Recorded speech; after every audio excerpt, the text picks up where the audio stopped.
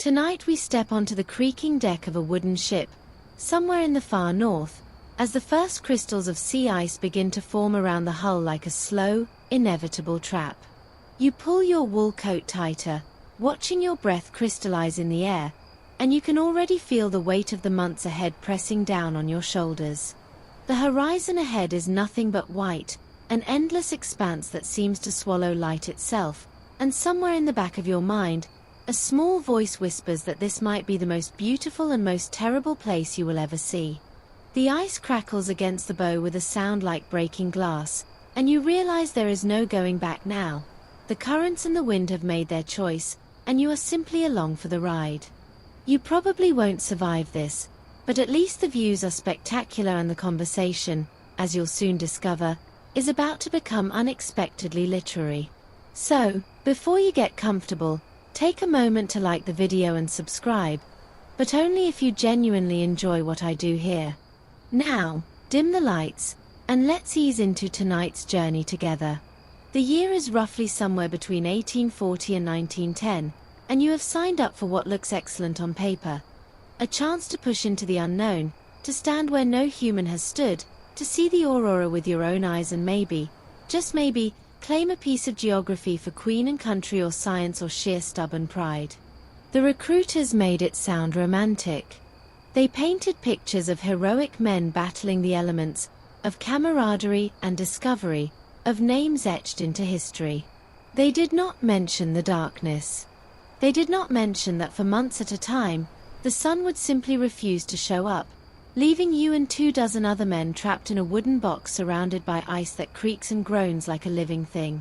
They definitely did not mention that the success of your expedition would depend less on your navigation skills and more on how well you could sit still and listen to someone read aloud for hours on end. But here you are, and the ice is already forming, and somewhere below deck in the dim lantern light, there is a library waiting for you. Not a small collection of adventure novels and navigation manuals. A serious library, hundreds of volumes carefully selected before you left, debated over by expedition leaders and learned societies and anyone else who had an opinion about what desperate men should read while slowly freezing to death. You might have scoffed at this back in London or New York or Oslo, watching the organizers pack crate after crate of books alongside the tinned meat and the scientific instruments. Books? Really? You're going into the unknown, into the worst conditions on Earth, and you're bringing books?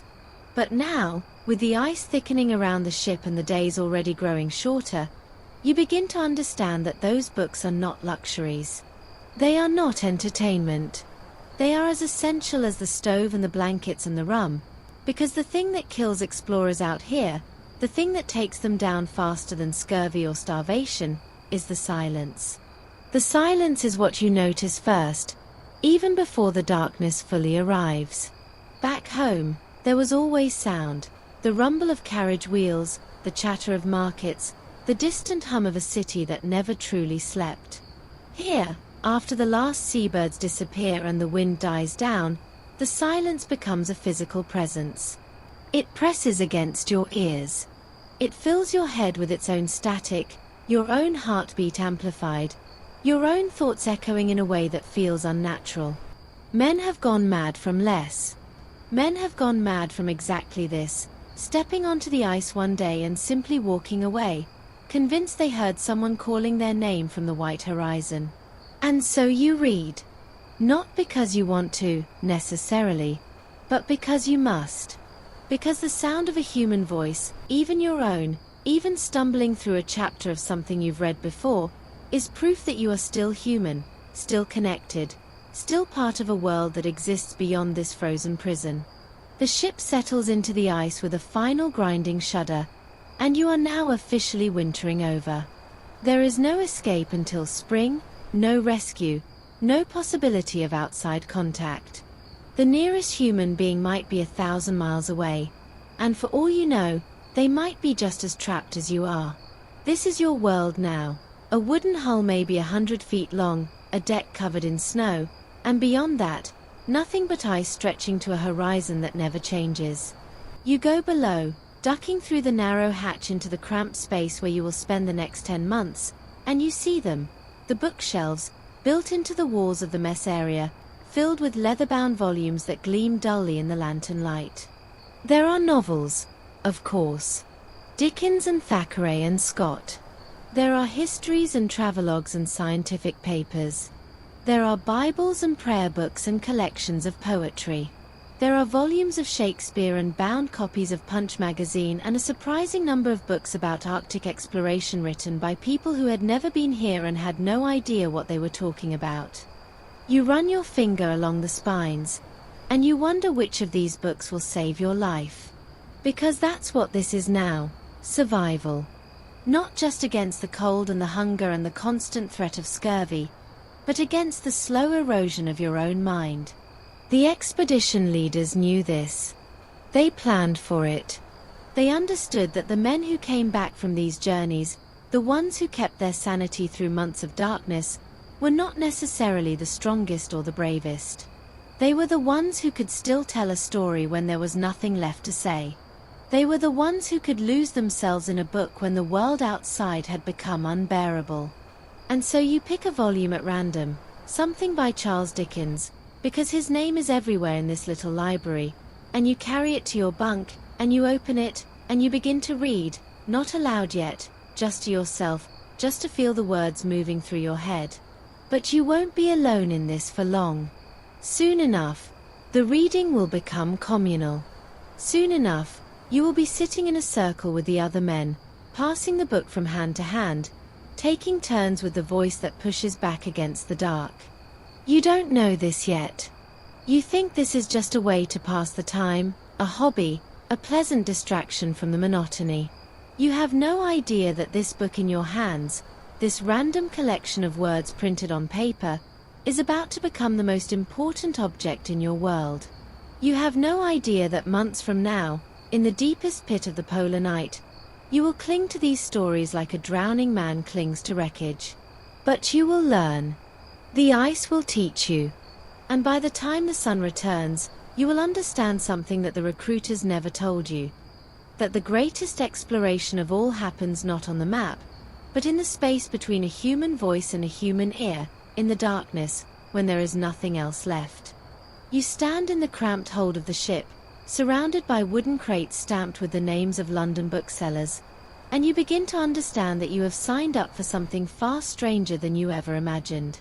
The expedition leaders walk among the crates with clipboards, checking off titles against a master list that seems to go on forever, arguing quietly about whether the crew needs more volumes of poetry or additional scientific reference works.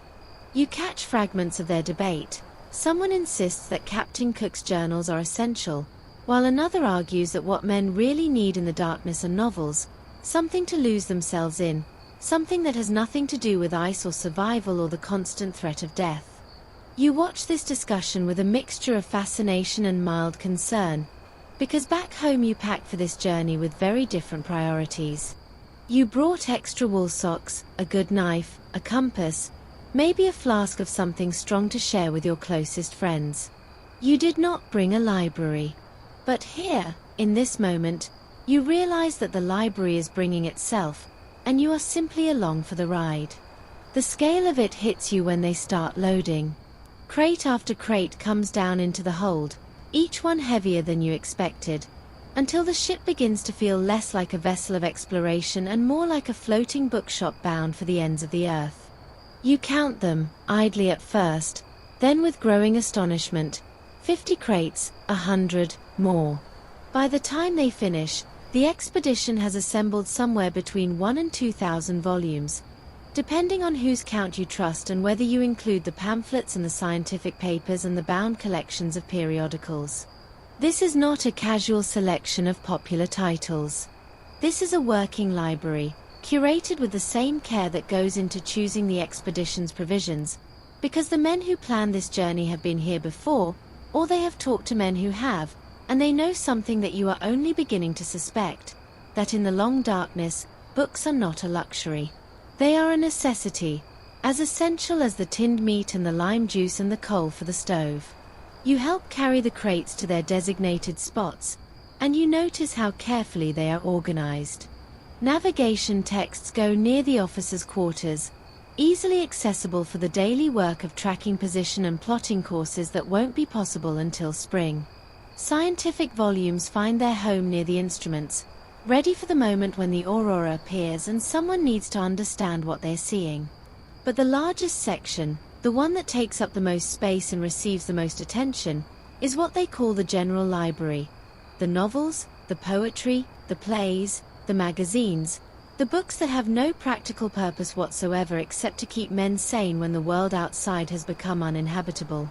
You run your fingers along the spines as they go onto the shelves, and you recognize names: Dickens, Thackeray, Scott, Austen, Shakespeare, Byron, Tennyson. You see volumes of Punch magazine, bound in leather, their pages already yellowing. You see travelogues of places far warmer than this, descriptions of tropical islands and Mediterranean coasts that seem almost obscene in their lushness. You see collections of poetry that you vaguely remember from school, and you wonder who will read them aloud, and in what voice, and under what circumstances. But the real surprise, the thing that makes you stop and stare, is the presence of multiple copies of the same books. You count at least 3 different editions of David Copperfield, 2 of the Pickwick Papers, multiple copies of Shakespeare's complete work scattered across different shelves. At first you think this is redundancy, a hedge against loss or damage, but then you realize the truth.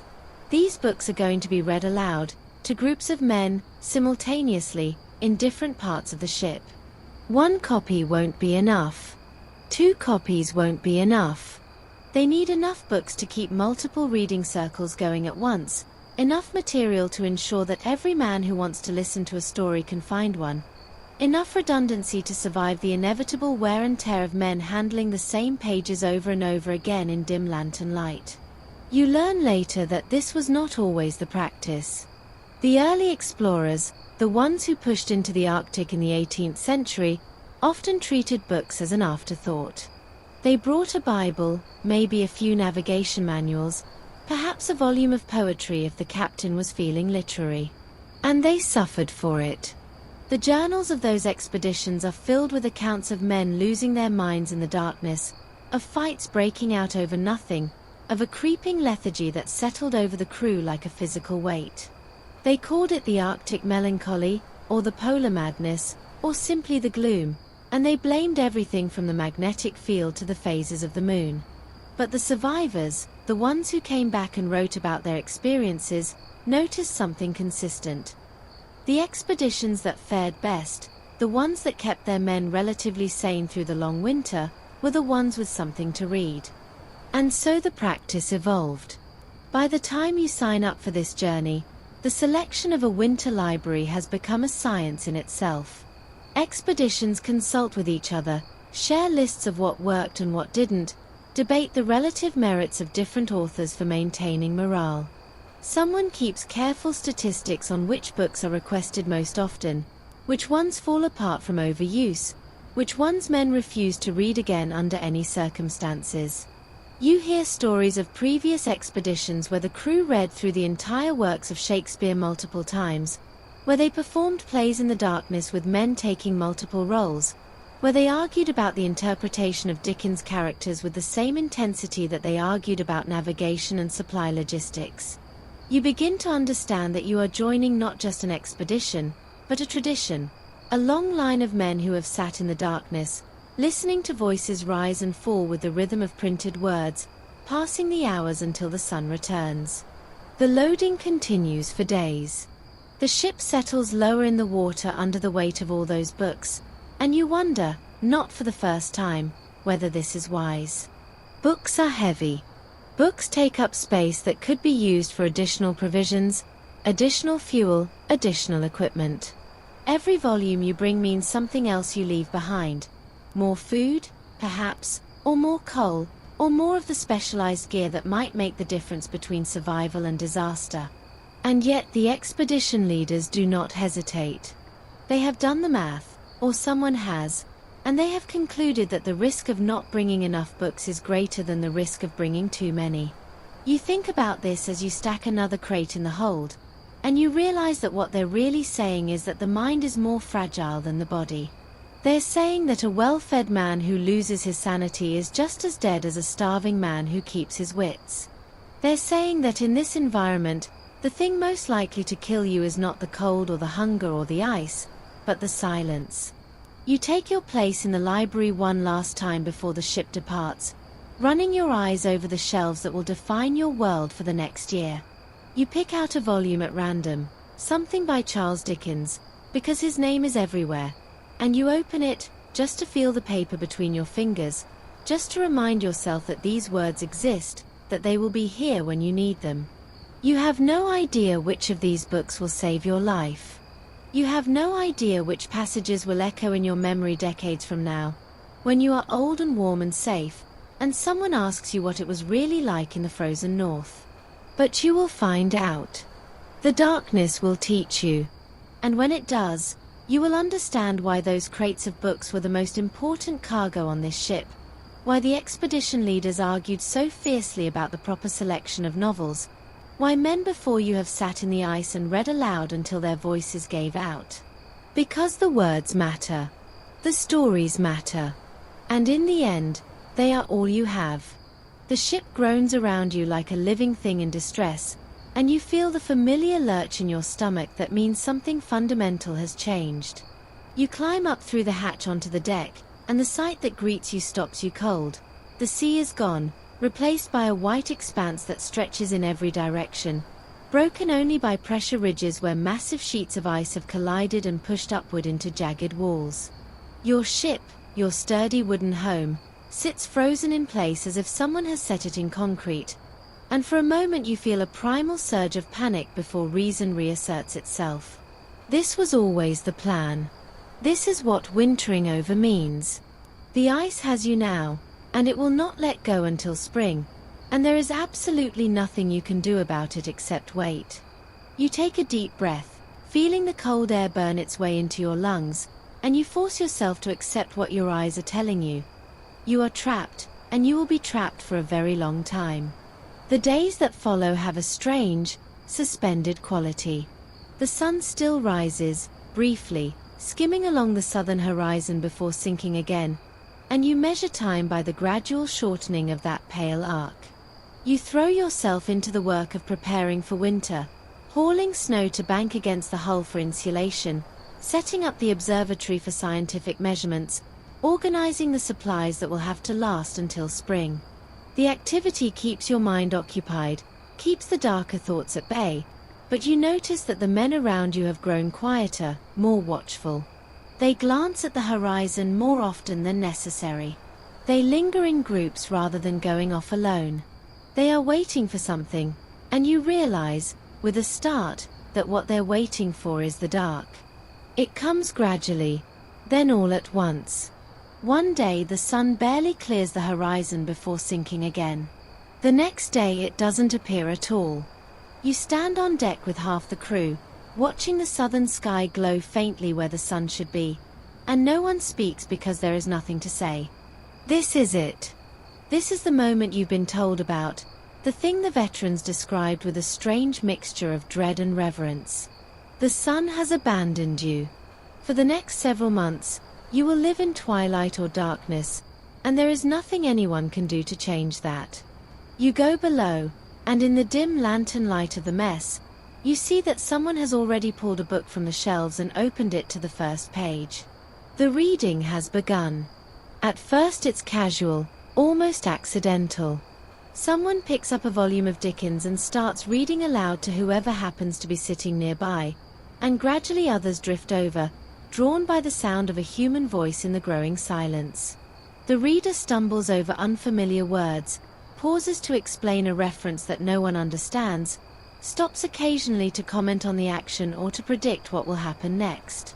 It feels like home, like the evenings you remember from childhood when someone in your family would read aloud by the fire. You lean back against a crate, close your eyes, and let the words wash over you. For the first time since the ice closed in, you feel something approaching peace. But the darkness deepens, and the reading changes with it. The sun does not return. The days blend into each other, marked only by the changing of watches and the ritual of meals. You lose track of time, forget whether it's Tuesday or Sunday or sometime in between. The world outside has become a featureless void, and inside the ship, the lantern light creates a small bubble of warmth and humanity that feels increasingly fragile. You find yourself listening for the sound of voices, craving the human contact that comes with shared stories. When no one is reading, the silence presses in, and you catch yourself thinking thoughts that make you uncomfortable. Thoughts about how easy it would be to just walk out onto the ice and keep walking. Thoughts about what might be waiting in the darkness beyond the hull. You begin to understand what the expedition leaders knew when they packed those thousands of books. The reading is not entertainment. It is not distraction.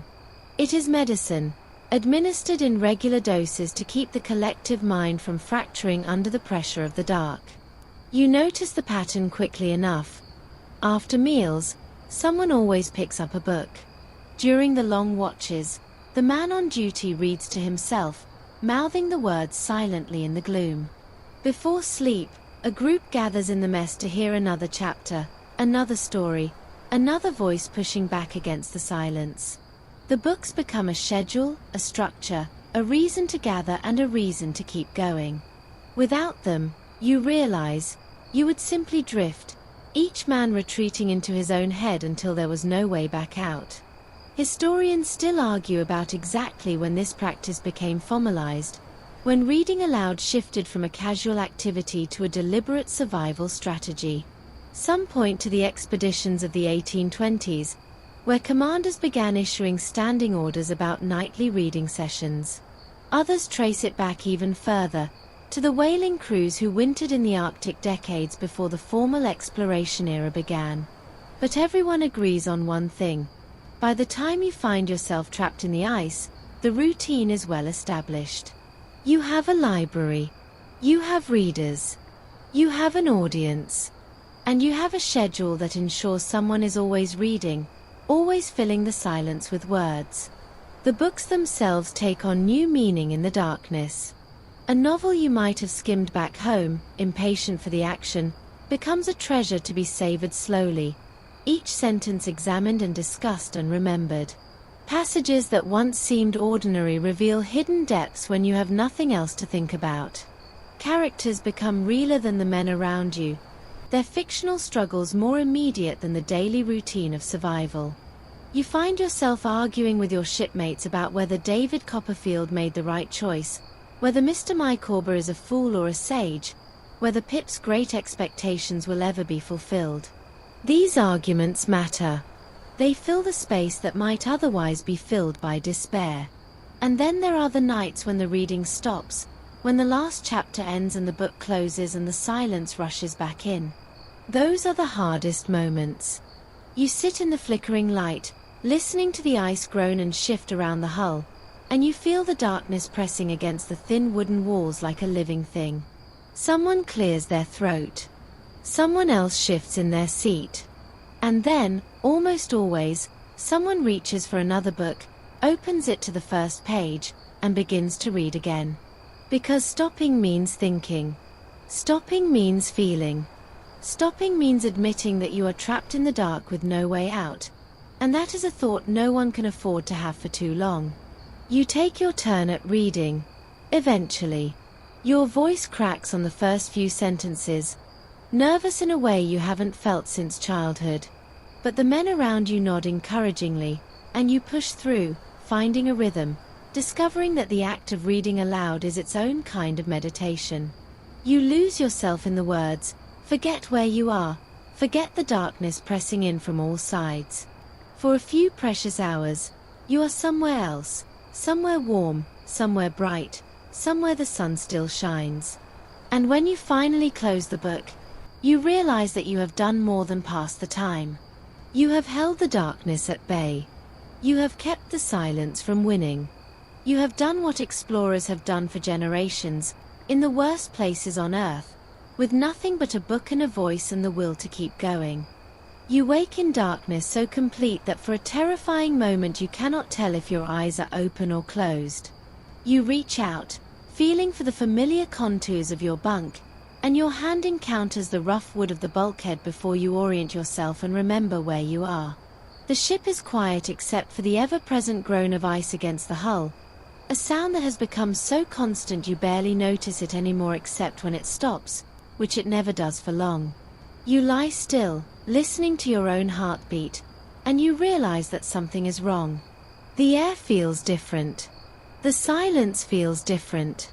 And then you hear it, a voice from somewhere in the darkness, not reading, not speaking in the normal cadence of conversation, but muttering, low and urgent, repeating the same words over and over like a prayer or a curse. You find him in the mess, sitting alone at the table with a book open in front of him that he is not reading. His eyes are fixed on something you cannot see, somewhere in the middle distance, and his lips move constantly, forming words that barely rise above a whisper. You say his name, softly at first, then louder. No response. You touch his shoulder, and he flinches as if you've burned him, turning to look at you with eyes that take a long moment to focus. When he finally speaks, his voice is hoarse, bewildered. He thought he heard someone calling him from outside. He thought he saw lights dancing on the ice. He doesn't know what he thought anymore. You sit with him until the muttering stops, until he remembers where he is and who you are, and then you lead him back to his bunk and you wonder how long it will be before that happens to you. This is the thing they don't put in the recruiting posters. This is the reality of wintering over, the hidden cost of pushing into the unknown. The cold can be managed with proper clothing and shelter. The hunger can be managed with careful rationing. But the mind is more fragile than the body, and in the endless dark, minds break. You have read the accounts of previous expeditions, the ones where men wandered onto the ice and never returned, the ones where crews turned on each other over imagined slights, the ones where the commander had to confiscate knives and lock away the alcohol to prevent something unspeakable from happening. You always thought of those stories as cautionary tales, warnings from a distant past that had nothing to do with you. Now you understand that they were simply reports from the front lines of a war that every polar explorer fights, and that you are now fighting too. The reading changes after that night. It becomes intentional, structured, almost clinical in its application. The officers confer quietly and emerge with a schedule. Reading sessions at fixed times throughout the day, mandatory attendance, rotating readers to ensure that no single voice carries the burden alone. You gather in the mess at breakfast for a chapter of something uplifting, something that reminds you of the world you left behind. You gather again in the afternoon for something more substantial, a novel that can be stretched across weeks, its characters becoming familiar companions in the darkness. And you gather in the evening for whatever is needed. Poetry, if spirits are low, humor, if tension is high, adventure, if the confinement is starting to feel unbearable. The books become a prescription, and you are all patients, taking your medicine in measured doses. You notice the effect almost immediately. The muttering man, his name is Williams, you remember now, he was a sailmaker back when sails mattered, stops disappearing into his own head as often. He sits in the reading circle, his lips still moving sometimes, but his eyes follow the reader, track the pages, engage with the story. When someone pauses to ask a question or make a comment, he answers, hesitantly at first, then with more confidence. He has opinions about the characters, preferences for certain plots over others. He remembers details that others miss, catches inconsistencies that the reader glosses over. The reading is pulling him back, anchoring him to something outside his own troubled mind, and you watch this transformation with a mixture of relief and something darker. The knowledge that it could have been you, that it might still be you, that the only thing standing between any of you and the abyss is a stack of paper and a human voice. The science of this, such as it is, becomes a topic of quiet discussion among the men. Someone produces a worn copy of a medical journal from one of the crates, and you read together about something called cabin fever or polar madness or, in the more clinical language of the day, winter over syndrome. The symptoms are consistent across decades of observation. Lethargy, irritability, paranoia, hallucinations, an overwhelming desire to escape that manifests in bizarre and sometimes dangerous ways. The causes are debated: vitamin deficiencies, magnetic fields, the simple absence of external stimulation. But the cure, such as it is, has been known for generations. Keep the mind occupied. Maintain social connections. Create structure where none exists. And above all, keep talking, keep listening, keep the human voice present in the silence. You think about this as you take your turn at reading, your voice steady despite the tremor you feel inside. The book is Something by Walter Scott, a long historical novel with more description than action, and you worry that the men will lose interest, drift away into their own thoughts. But they don't. They sit, maybe 30 of them packed into the mess, their faces barely visible in the lantern light, and they listen. They listen to every word. When you stumble over a name or lose your place, someone prompts you gently, having memorized the passage from previous readings. When you finish a chapter and close the book, there is a moment of perfect silence before someone says, "Next chapter tomorrow," and the spell is broken, and the men drift away to their bunks, and you realize that you have done something important. You have held them together for another day. The darkness continues. You mark its passage not by the sun, which remains absent, but by the books. You finish one novel and start another. You work your way through a volume of poetry, reading the same poems multiple times because there are only so many and the nights are long. You discover that some books work better than others, that certain authors have a peculiar power to hold attention and lift spirits. Dickens, always Dickens, with his cast of characters so vivid they seem to walk off the page and join you in the mess. Shakespeare, performed badly but with feeling, the old words taking on new meaning in the context of your isolation. The Bible, read by the religious men with a reverence that even the skeptics respect, its ancient stories of exile and return resonating in ways they never did back home. And you discover something else, something that surprises you. The reading does not just prevent madness. It creates something in its place, something almost like sanity but different, richer, more connected. The shared experience of the stories binds you together in ways that mere proximity cannot. You know these men now, not just their names and their duties, but their reactions to tragedy and comedy, their preferences in literature, the childhood memories that certain passages unlock. When someone quotes a line from a book read weeks ago, everyone nods, remembers, shares a moment of recognition that crosses the boundaries between individual minds. You are becoming something more than a crew. You are becoming a community, held together by stories. The muttering stops. William sleeps through the night now, or at least he doesn't wander. The men who are withdrawing into themselves re-emerge, participate, contribute. The reading has done this. You are certain. The reading has saved them, is saving all of you, one chapter at a time. And when you finally crawl into your own bunk, after another evening of voices filling the darkness, you understand that you are not just surviving. You are living, in a way you never could have imagined back in the world of sun and sky and open horizons. You are living in the stories, and the stories are living in you. You sit in the circle of lantern light, surrounded by the faces of men who have become as familiar to you as your own reflection, and you wait for the reading to begin. Someone clears their throat. Someone else shifts on their makeshift stool, trying to find a comfortable position on the hard wood. The book lies on the table, closed, its leather cover worn soft from countless hands, and for a moment there is only the sound of the ice groaning against the hull and the wind whistling somewhere above. Then a hand reaches out, opens the book to the marked page, and a voice begins to speak.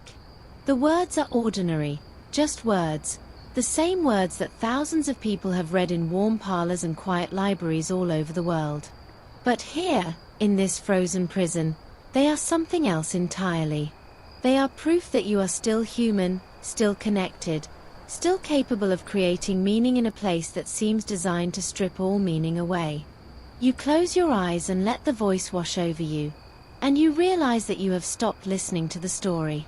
Oh, you hear the words, follow the plot well enough, but your attention has drifted to something else. The quality of the voice itself, its timbre and rhythm, the way it rises and falls with the emotional arc of the narrative. This voice, you think, is the most beautiful sound in the world right now. Not because the reader is particularly gifted. He stumbles occasionally, mispronounces words, loses his place and has to backtrack. But because it is human. Because it is warm. Because it is here, in this place where nothing else lives except the men huddled around this table and the rats that have somehow survived in the hold and the occasional polar bear that wanders too close to the ship and is driven off with shouts and guns. The science of this, you have come to understand, goes deeper than mere distraction. The human voice, speaking aloud, does something to the brain that silent reading cannot replicate. It creates a shared space, a temporary world that exists only in the moment of its speaking and only for those who are present to hear it. In that space, the boundaries between individuals blur. You find yourself reacting in unison with the other men, laughing at the same jokes, holding your breath at the same moments of tension, sighing with the same satisfaction when a chapter ends well. You are no longer 30 separate men trapped in a wooden box. You are one organism, one mind, one heart beating in the darkness, and the voice is what holds you together. You think about the silence that exists just beyond the circle of lantern light. It is not empty, that silence. It is full of things: the cold, the dark, the endless pressure of ice against the hull, the knowledge that outside this small bubble of warmth and sound there is nothing but death waiting. You have felt that silence pressing against your mind in the moments when the reading stops and the last echoes fade. It is heavy, physical almost, a weight that settles on your chest and makes it hard to breathe. You understand now why the men who came before you dreaded it so much, why they filled their journals with descriptions of the silence and its effects on their sanity. The silence is the enemy. The silence wants to kill you. And the only weapon you have against it is the sound of a human voice. The reader pauses, takes a drink of water, and you feel the silence rush in like a flood.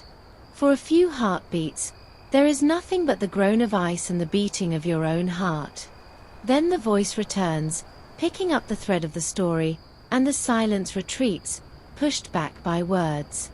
You let out a breath you didn't realize you were holding. This is the pattern now. The rhythm of your existence.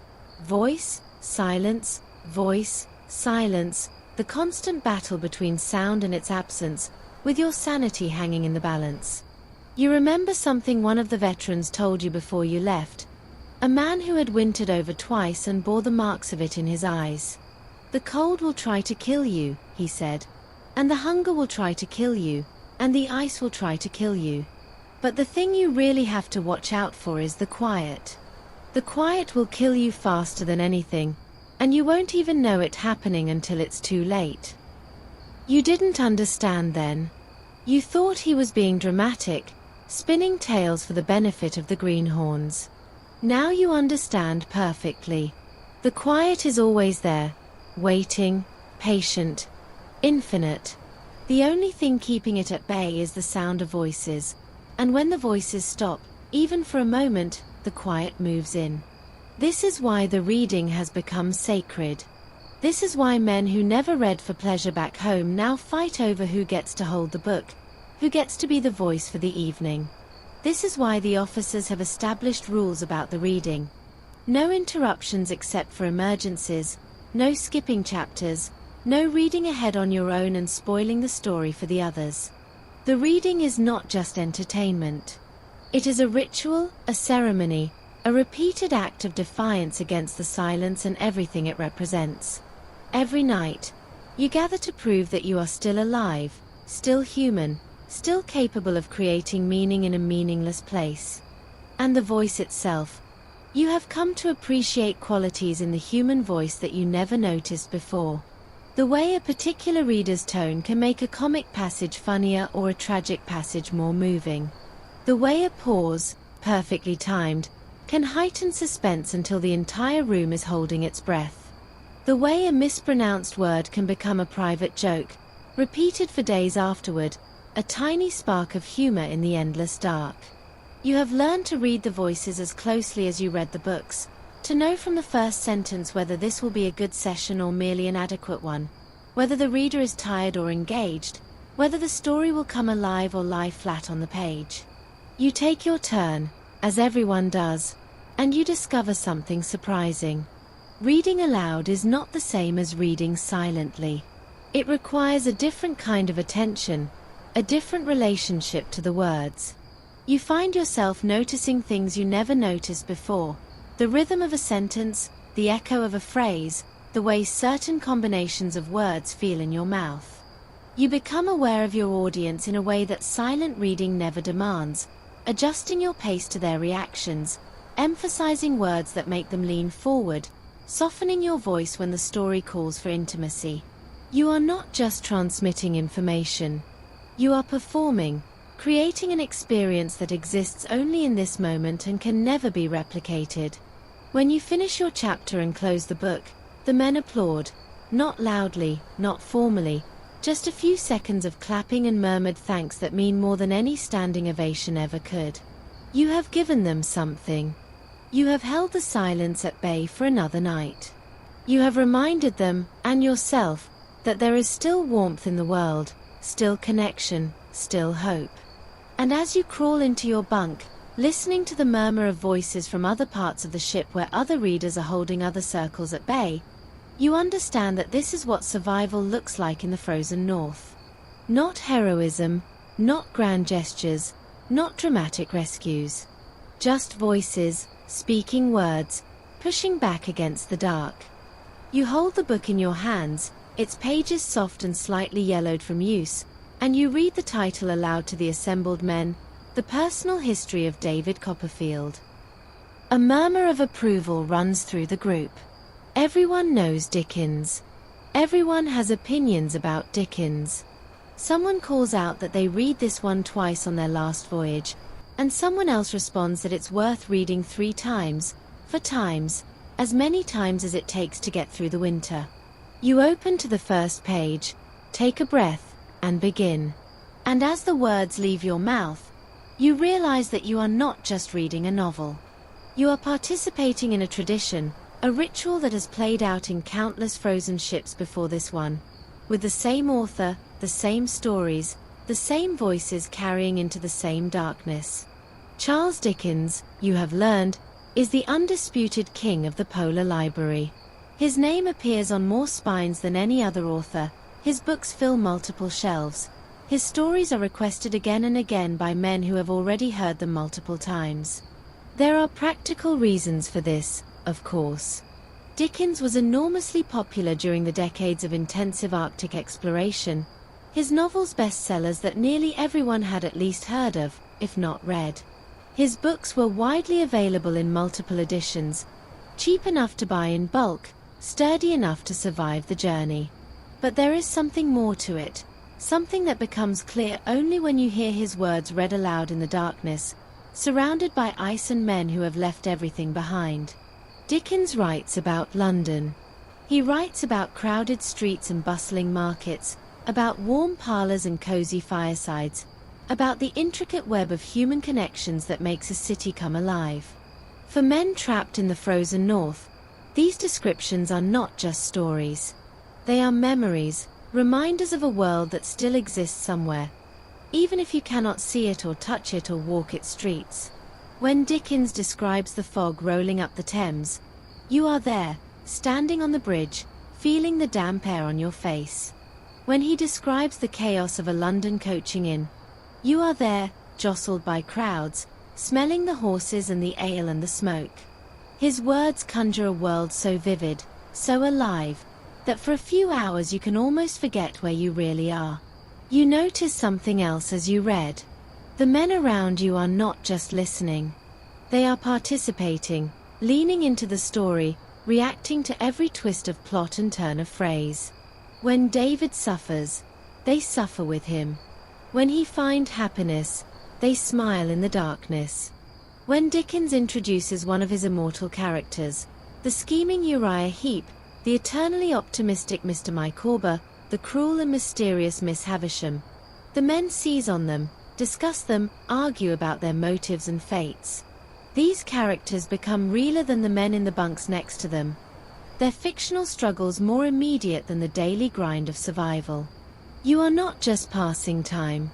You are populating the darkness with friends and enemies, creating a world within the world, building a society of imagination to supplement the dwindling society of men. The Dickens phenomenon goes beyond any single novel. You work your way through his bibliography methodically, one book after another, stretching each one out over weeks to make it last. Oliver Twist, with its orphan hero and its terrifying villains. Nicholas Nickleby, with its savage schoolmaster and its triumphant conclusion. The Old Curiosity Shop, with its heartbreaking demise of Little Nell. You read that one slowly, painfully, the men demanding that you stop and discuss whether it had to end that way, whether Dickens was cruel to kill her, whether they will ever forgive him. A Christmas Carol, read at whatever time of year you happen to reach it, its message of redemption and human connection hitting with particular force in a place where both seem impossibly distant. And then there is Bleak House, with its fog of litigation and its cast of characters so numerous that you have to keep a list to remember who is who. You spend an entire week just on the opening chapter, reading and rereading, discussing the imagery, marveling at how Dickens can make a description of fog last for pages without becoming boring. Someone produces a copy of Punch magazine with a caricature of Dickens, and you pass it around, studying the face of the man who has become your constant companion in the darkness. He looks ordinary, you think. He looks like someone you might pass on the street without a second glance. And yet here, in this frozen ship, he is more present than almost anyone you have ever known.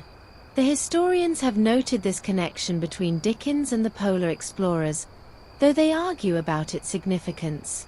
Some say it was simply a matter of timing. Dickens was writing during the golden age of Arctic exploration, and his books were what was available. Others see something deeper, a resonance between his themes and their situation. Dickens wrote constantly about confinement, prisons, workhouses, oppressive institutions, and about the human spirit's struggle to remain free within them. What is a wintering ship if not a kind of prison? What is the darkness if not a kind of confinement? His characters fight against forces beyond their control, just as you do. They cling to hope when hope seems irrational, just as you do.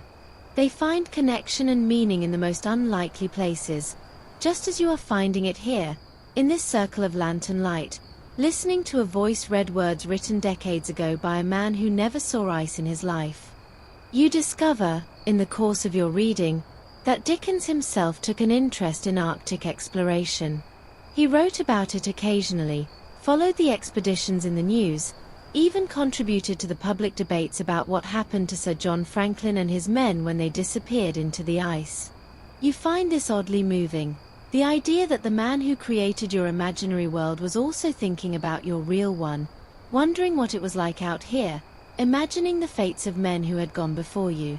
It creates a connection across time and space, a thread linking you to a warm study in London where a famous author sat at his desk, writing words that would one day be read aloud in the darkness by men he would never meet.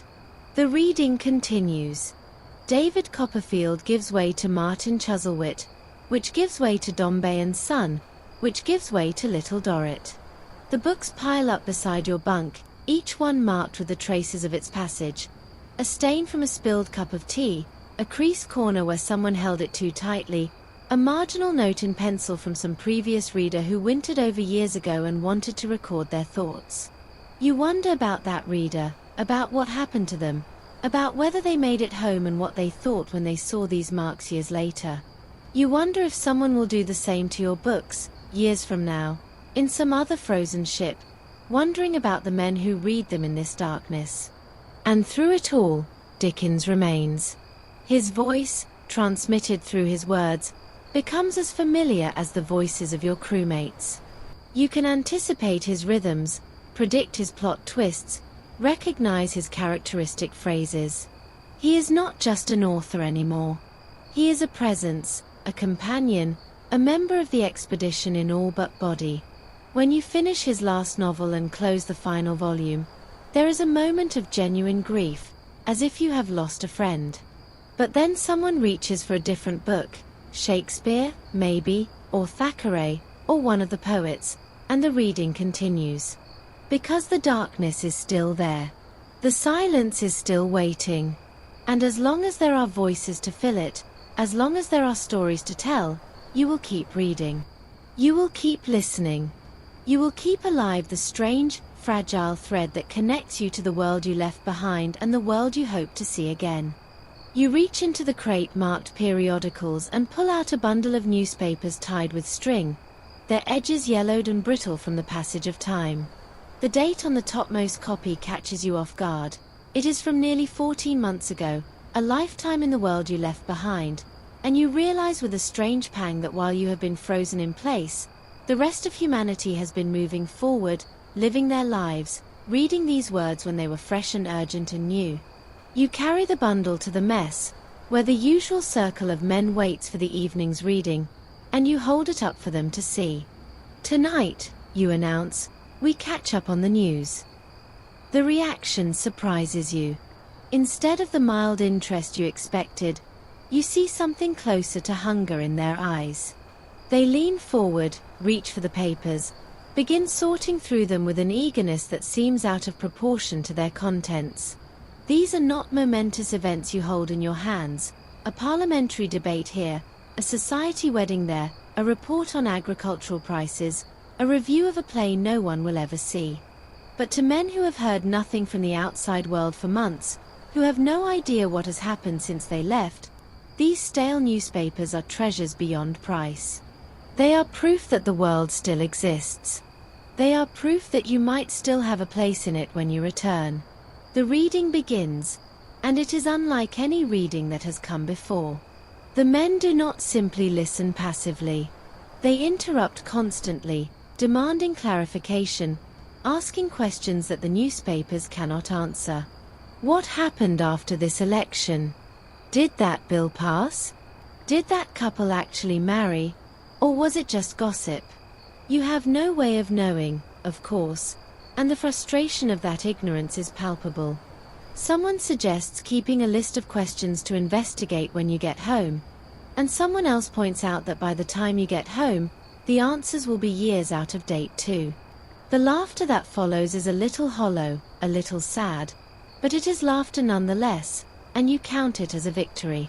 You begin to understand that these newspapers serve a different purpose than the novels and poetry you have been reading. The novels transport you to imaginary worlds, provide escape from the crushing reality of your situation. The newspapers do the opposite. They remind you of reality, connect you to it, force you to acknowledge that life has continued without you. It is a painful reminder, in some ways, painful to think of all you have missed, all you will never know about the lives of the people you left behind. But it is also comforting, in a strange way. The world did not end when you left it. The sun still rises there, even if you cannot see it. People still laugh and love and argue and vote and marry and die. You are not forgotten, exactly, but you are also not essential. The world spins on, with or without you, and somehow that knowledge makes your own situation easier to bear. You work through the papers systematically, one issue at a time, reading aloud every article that seems even remotely interesting. The advertisements become a particular favorite, descriptions of products you will never buy, fashions you will never wear, foods you will never taste. Someone develops a fascination with the shipping news, tracking the movements of vessels that have long since completed their voyages. Someone else pores over the classified ads, imagining the lives of the people who placed them, wondering if they ever found what they were looking for. These newspapers, which would have been discarded within days back home, become precious documents, studied with an attention their original publishers never imagined.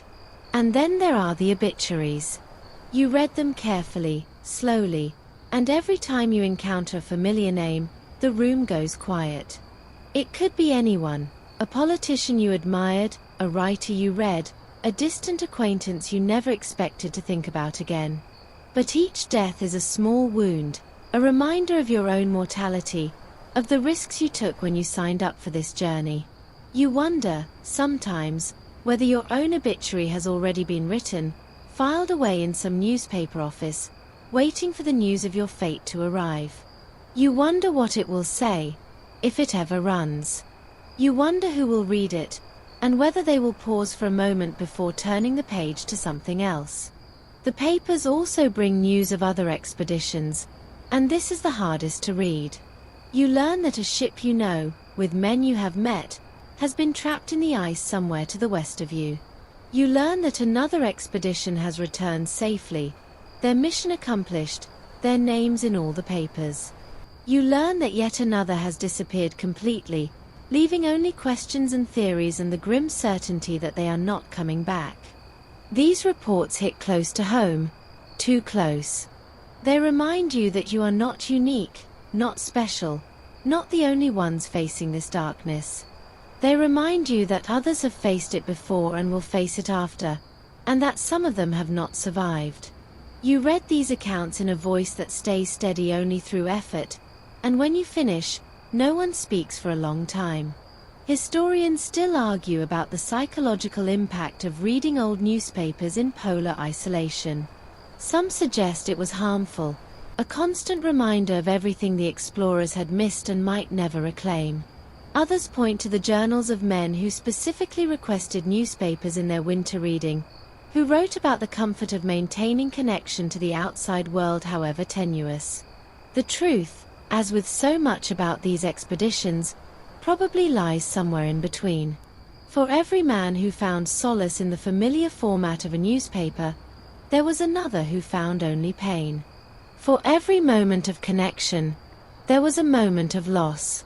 The newspapers, like everything else in the darkness, were a double-edged sword, capable of cutting both ways. You feel this ambivalence yourself as you read. One moment you are laughing at an advertisement for a patent medicine that promises to cure everything from baldness to melancholy, and the next you are sitting in stunned silence at the news of a death that somehow matters, even though you never knew the person. One moment you are arguing about the likely outcome of a parliamentary debate that was resolved months ago, and the next you are staring at the page, unable to read further, because the distance between here and there suddenly feels insurmountable. The newspapers are a bridge across that distance, but bridges go both ways. They carry you toward the world, yes, but they also carry the world's weight back to you. You finish the last newspaper on a night when the darkness feels particularly heavy, when the ice groans louder than usual and the cold seeps through every crack and seam. The final article is a small item from the back pages, a report on a flower show somewhere in the countryside, with prizes awarded for the best roses and the most creative floral arrangements. You read it slowly, savoring every detail. The names of the winners, the descriptions of the blooms, the note that the weather was unseasonably warm and the crowds were larger than expected. When you finish, you close the bundle and set it aside, and for a moment no one moves. Then someone clears their throat and says, quietly, "I used to grow roses." And someone else says, "Tell us about them." And for the rest of the evening, the newspapers are forgotten as the men share their own memories of flowers and gardens and summers that seem impossibly distant but are not, cannot be, entirely lost. You sit in the mess, staring at a blank sheet of paper, and you realize that you have become something you never expected to be, an editor. Around you, the other men are engaged in similar acts of creation, scribbling furiously, crossing out words, starting over, arguing about punctuation and phrasing and whether a particular joke is too obscure to be understood. The ship's printing press, a small hand-operated affair that was packed in one of the crates months ago, sits in the corner waiting to be used. And on the table in front of you, accumulating slowly, are the contributions that will become the first issue of your very own newspaper, written by and for the men of this expedition, to be read aloud in the darkness just like all the other words that have filled these months. The idea came from somewhere. Nobody remembers exactly where. Maybe it was the old newspapers you finished reading last week, their yellowed pages sparking a desire for something fresher. Maybe it was the endless discussions about the books, the sense that you had consumed so many stories and created none of your own. Maybe it was simple boredom, the restless energy that builds up when men are confined together for too long without enough to do. Whatever the source, the idea took hold and grew until it became a project, a mission, a reason to gather and create and argue and laugh. You are going to produce a magazine. You are going to fill its pages with your own words, your own jokes, your own observations about life in this frozen world. And then you are going to read it aloud to each other, adding your voices to the chorus that has kept you sane through the long dark. The first challenge is deciding what to call it. Suggestions fly across the mess, each one greeted with laughter or groans or thoughtful nods. The Arctic Times, the Frozen Intelligencer, the North Pole Gazette, the Icebound Herald. Someone proposes something in Latin, and someone else points out that half the crew can't read Latin, and the argument that follows consumes an entire evening without resolution. Eventually you settle on something simple, the Winter Chronicle, or maybe just the Chronicle, and the debate moves on to content. What should go into a newspaper written by men who have nothing to report except the slow passage of time and the gradual erosion of their sanity? The answer, you discover, is surprisingly rich. There are observations of the natural world to record, the behavior of the polar bears that occasionally approach the ship, the patterns of the aurora, the way the ice forms and shifts and reforms. There are scientific notes from the men who spend their days taking measurements and recording data. There are humorous sketches of shipboard life, exaggerating the quirks of particular crew members into comic archetypes. There are poems, some of them surprisingly good, about the darkness and the cold and the longing for home. There are satirical essays about the food, the accommodations, the officers, the endless arguments about nothing that fill the hours between readings. You contribute a piece yourself, a half-serious reflection on the art of reading aloud, and you are surprised by how satisfying it feels to put your own thoughts into words. Back home, you would never have considered yourself a writer. You would have left that to the professionals, the ones with education and leisure and something to say. But here, with nothing but time and a desperate need for fresh material, you discover that you have things to say after all. You have observations, opinions, a perspective that is uniquely yours. The other men seem to agree. When you read your piece aloud at the evening gathering, they listen intently, laugh at the right places, and ask if you'll write more for the next issue. You will, you tell them. You will. The printing itself becomes an event. The press is small and finicky, requiring careful adjustment and constant attention. Ink smears, type shifts, paper jams. The first few copies are barely legible, more art project than newspaper. But gradually you improve, learning the rhythm of the press, discovering how much ink is too much and how little is too little. By the time the first issue is complete, you have produced maybe 50 copies, each one slightly different, each one a small miracle of human ingenuity in a place where such miracles are rare and precious. You distribute them through the ship, and for days afterward, the only sound is the rustle of paper as men read and reread their own creation. The content of these homemade publications varied wildly from expedition to expedition, and historians have spent decades collecting and analyzing the ones that survived. Some were serious affairs, filled with scientific observations and formal essays. Others were pure entertainment, packed with jokes and cartoons and satirical pieces that would never have been published back home. A few crossed the line into something darker, gallows humor, obsessive fixations, the first signs of minds beginning to crack under the pressure. But all of them served the same purpose, whether their creators realized it or not. They were proof that the men were still thinking, still creating, still capable of imposing order on the chaos of their existence. They were evidence of life, recorded and shared and preserved against the darkness. You discover something unexpected as the issues pile up.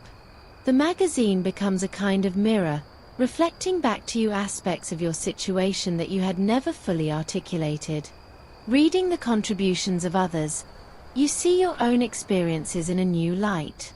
The joke about the cook's endless variations on tinned meat makes you laugh, but it also makes you realize how much you depend on that cook, how hard he works to keep you fed and healthy. The poem about the aurora captures something you have felt but never expressed, the strange mixture of awe and dread that the dancing lights inspire.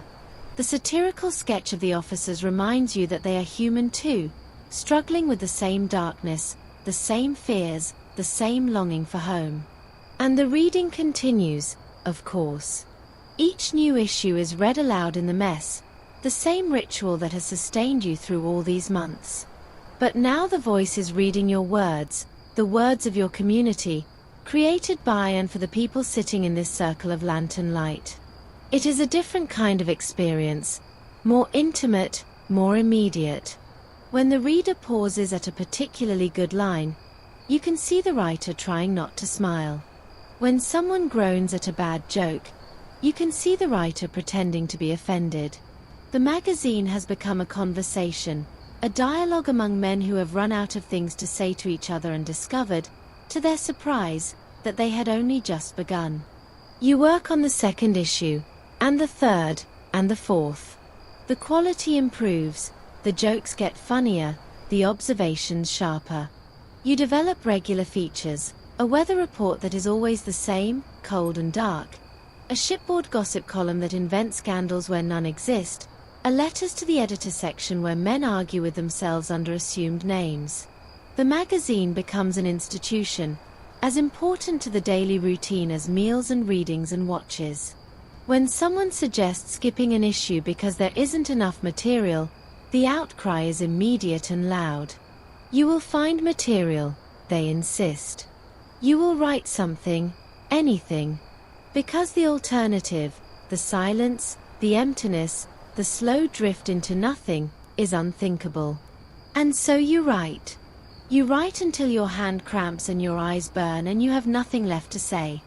And then you write some more, because the men are waiting, because the darkness is still there, because the only way through this is together, with words, with voices, with the strange and fragile creation that is a community of men telling stories to each other about themselves. You stand in the flickering lantern light, holding a piece of paper covered in lines you have memorized but still clutch like a lifeline, and you wait for your cue. Around you, the mess has been transformed, blankets hung from lines to create something approximating wings, a makeshift stage constructed from packing crates, costumes assembled from whatever could be spared or sacrificed to the cause of art. The audience, which is also the cast, which is also the crew, sits on benches and barrels and whatever else will hold a human body, their faces alight with an anticipation you haven't seen in months. Tonight, you are not just reading a story. Tonight, you are performing one. Tonight, the line between reader and actor, between listener and audience, between survival and something more, blurs into irrelevance. The idea of staging plays had been floating around the ship for weeks before anyone acted on it. It started, as so many things did, with a book, a collected volume of Shakespeare that someone had brought along and that had been read so many times the pages were falling out. Someone joked that it was a shame to just read the plays when they were meant to be seen, and someone else pointed out that there was no one to see them except the same men who would be performing them, and someone else wondered aloud whether that mattered, and suddenly the conversation had shifted from idle speculation to active planning. What plays could we do? Who would play which parts? How would we manage the costumes, the sets, the lighting? The questions multiplied faster than anyone could answer them. But that was part of the fun. For the first time in months, the men had something to argue about that had nothing to do with survival. The choice of first play was debated at length. Some wanted comedy, something light to lift the spirits.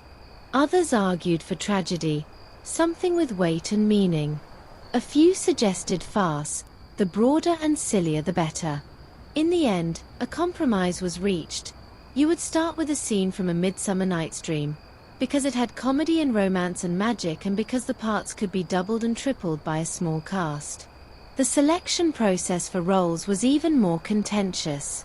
Men who had never shown any interest in theatrics suddenly discovered hidden passions for performance. Men who could barely read without stumbling volunteered for the longest speeches. Men who had spent their entire lives at sea, far from the world of grease paint and footlights, argued with the intensity of seasoned actors about the proper interpretation of a particular line. You ended up with a role you never expected.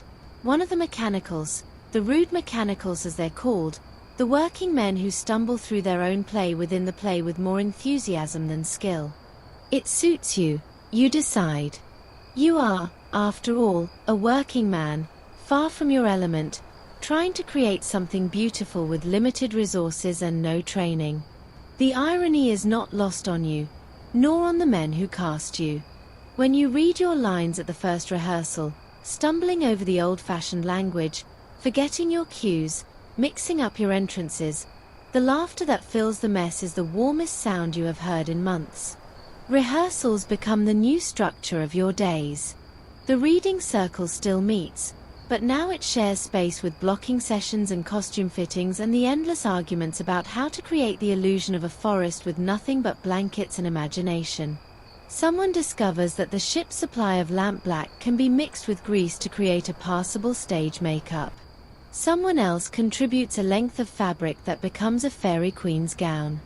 The officers, initially skeptical, are won over when they see the effect on morale. Men who had been withdrawing into themselves are now engaged, animated, arguing passionately about whether Bottom should wear his donkey head throughout the entire scene or only for certain lines. The night of the first performance arrives, and you are terrified. Not of the cold, not of the darkness, not of any of the things that have threatened your life for months. Of forgetting your lines.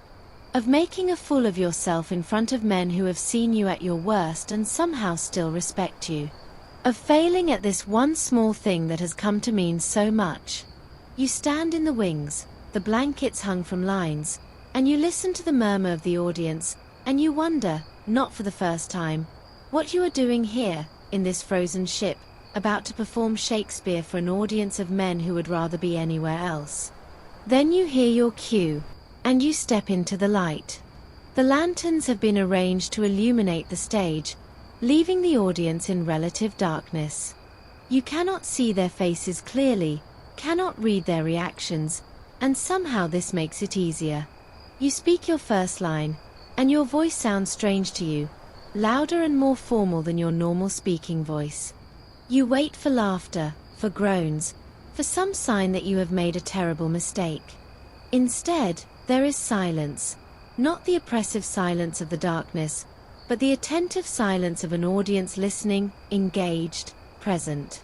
You speak your next line, and the next, and gradually you forget that you are performing, forget that you are on a stage, forget everything except the words and the story and the strange magic of bringing them to life.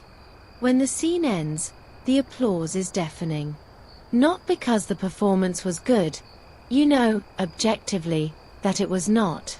Lines were flubbed, cues missed, entrances and exits executed with all the grace of wounded walruses.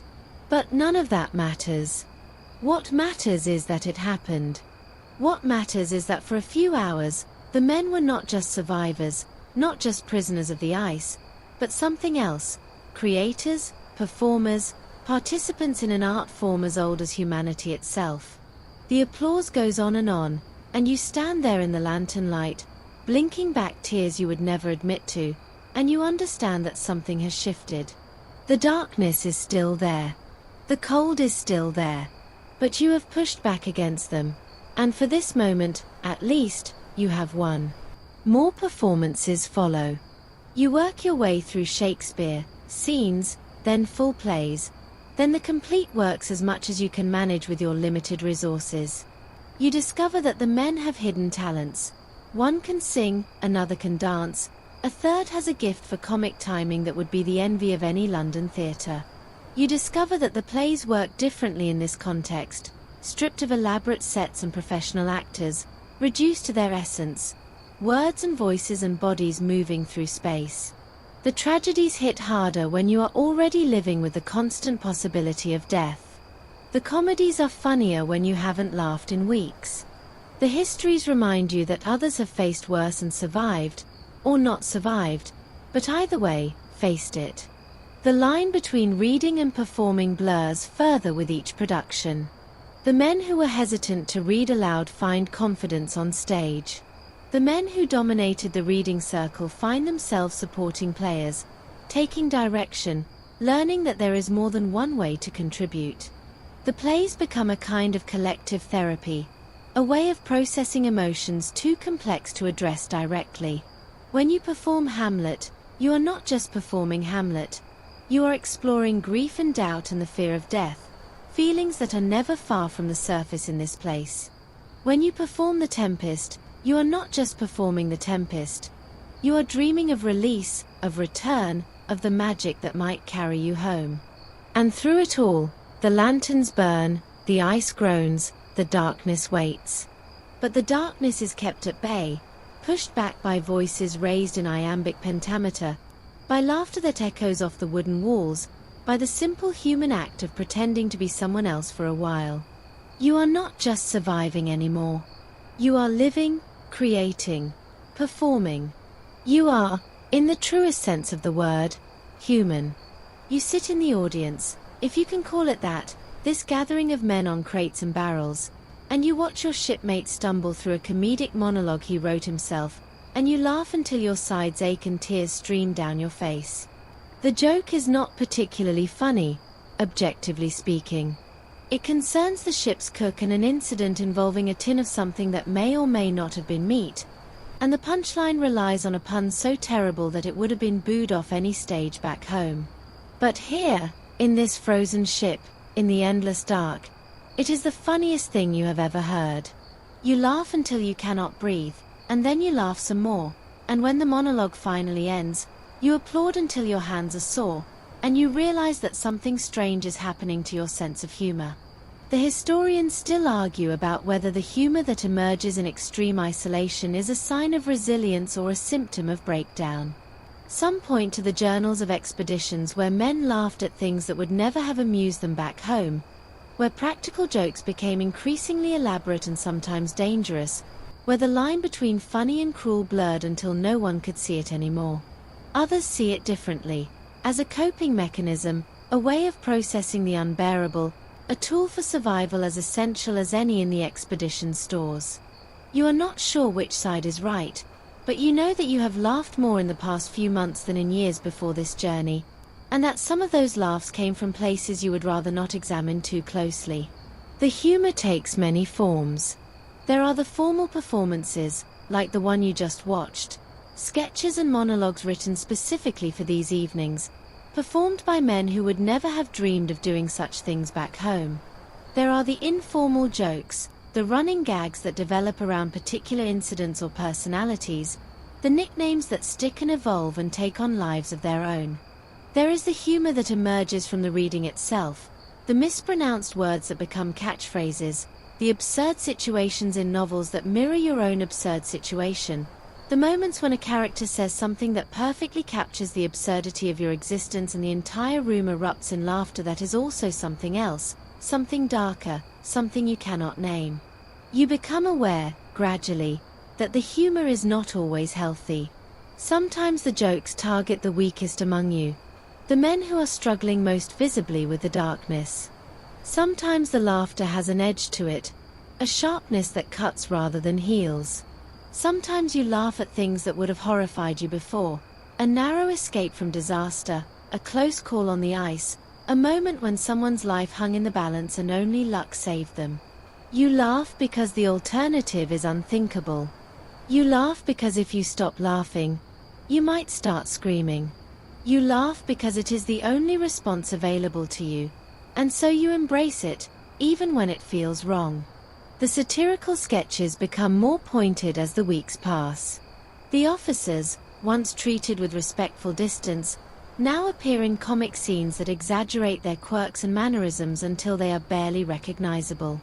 The expedition's mission, once sacred, becomes material for jokes about futility and failure and the absurdity of claiming territory no one will ever visit. The food, the cold, the darkness, the endless waiting, all become fodder for humor, transformed from sources of suffering into punchlines.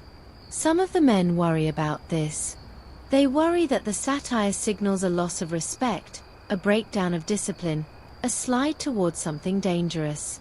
Others argue that it is precisely the opposite, that by making jokes about their situation, they are mastering it, taking control, refusing to be crushed by circumstances beyond their control.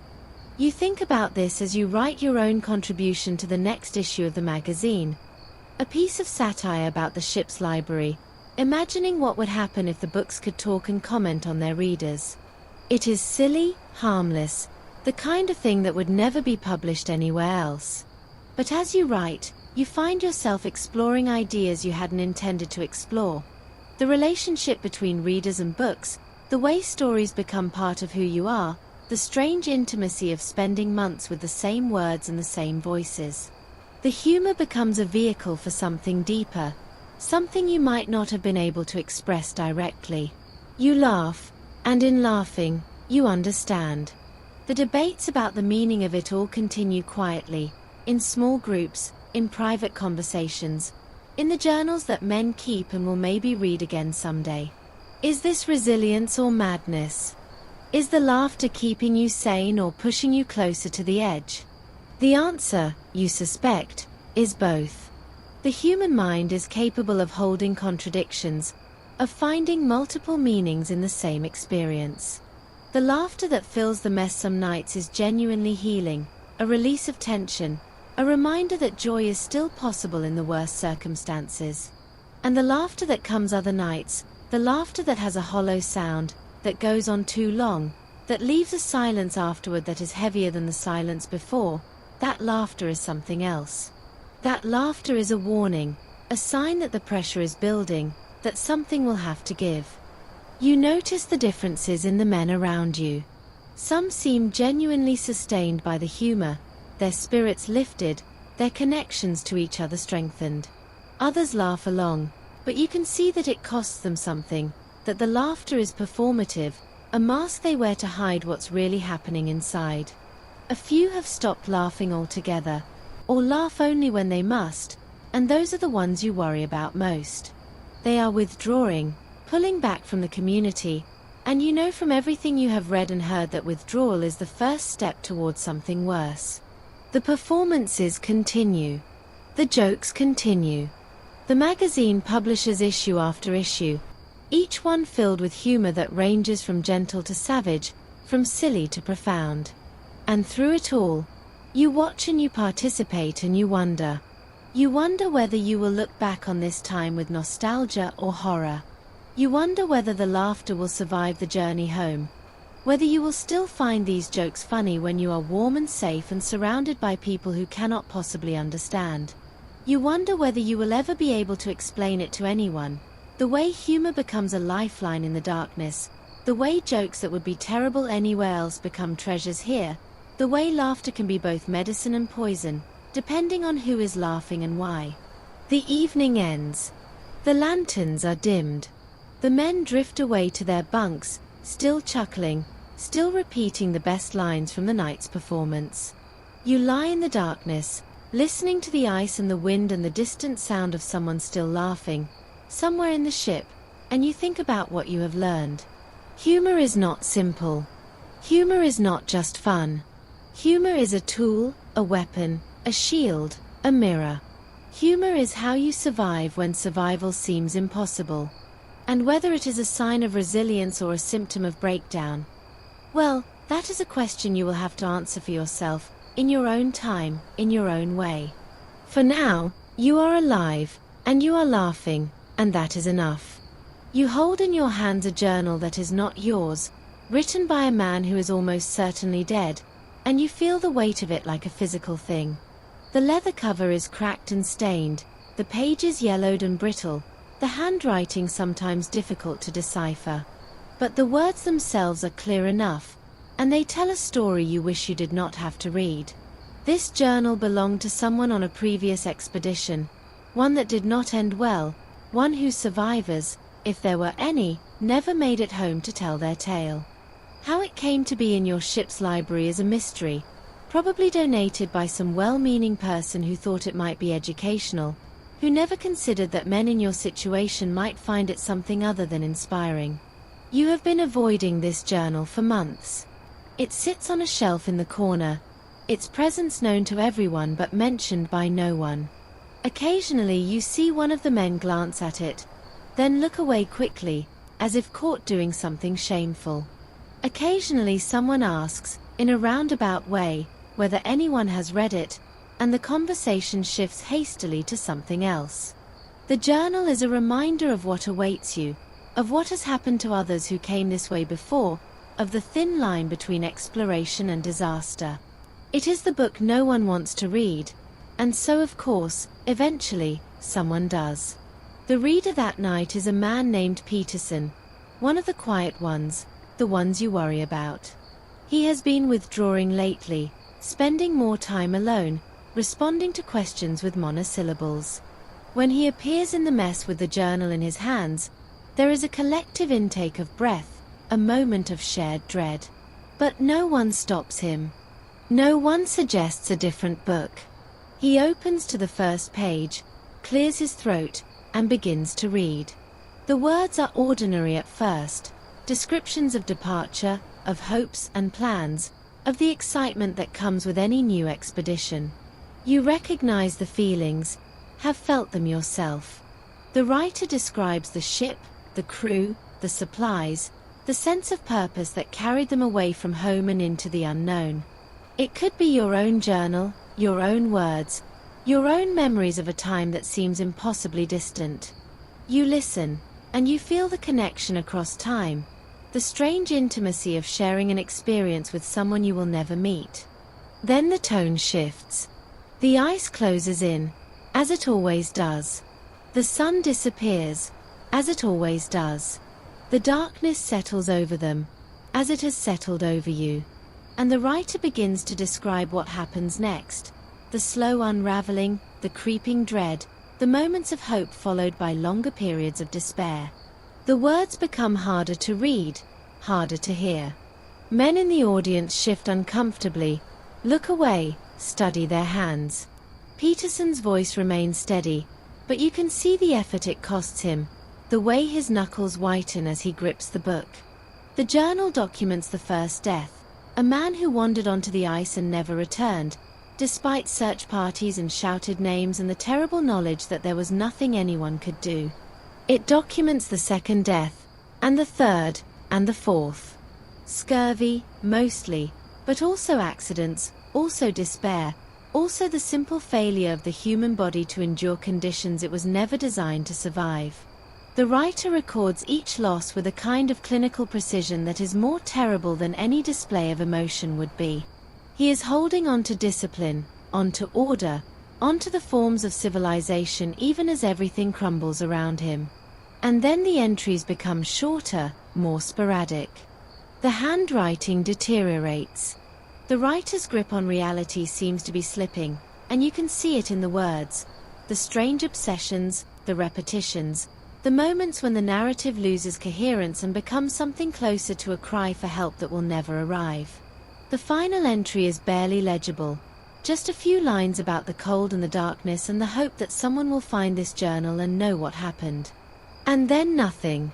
The pages that follow are blank, waiting for words that never came. Peterson closes the book. The silence in the mess is absolute, heavier than any silence you have experienced in all these months. No one moves. No one speaks.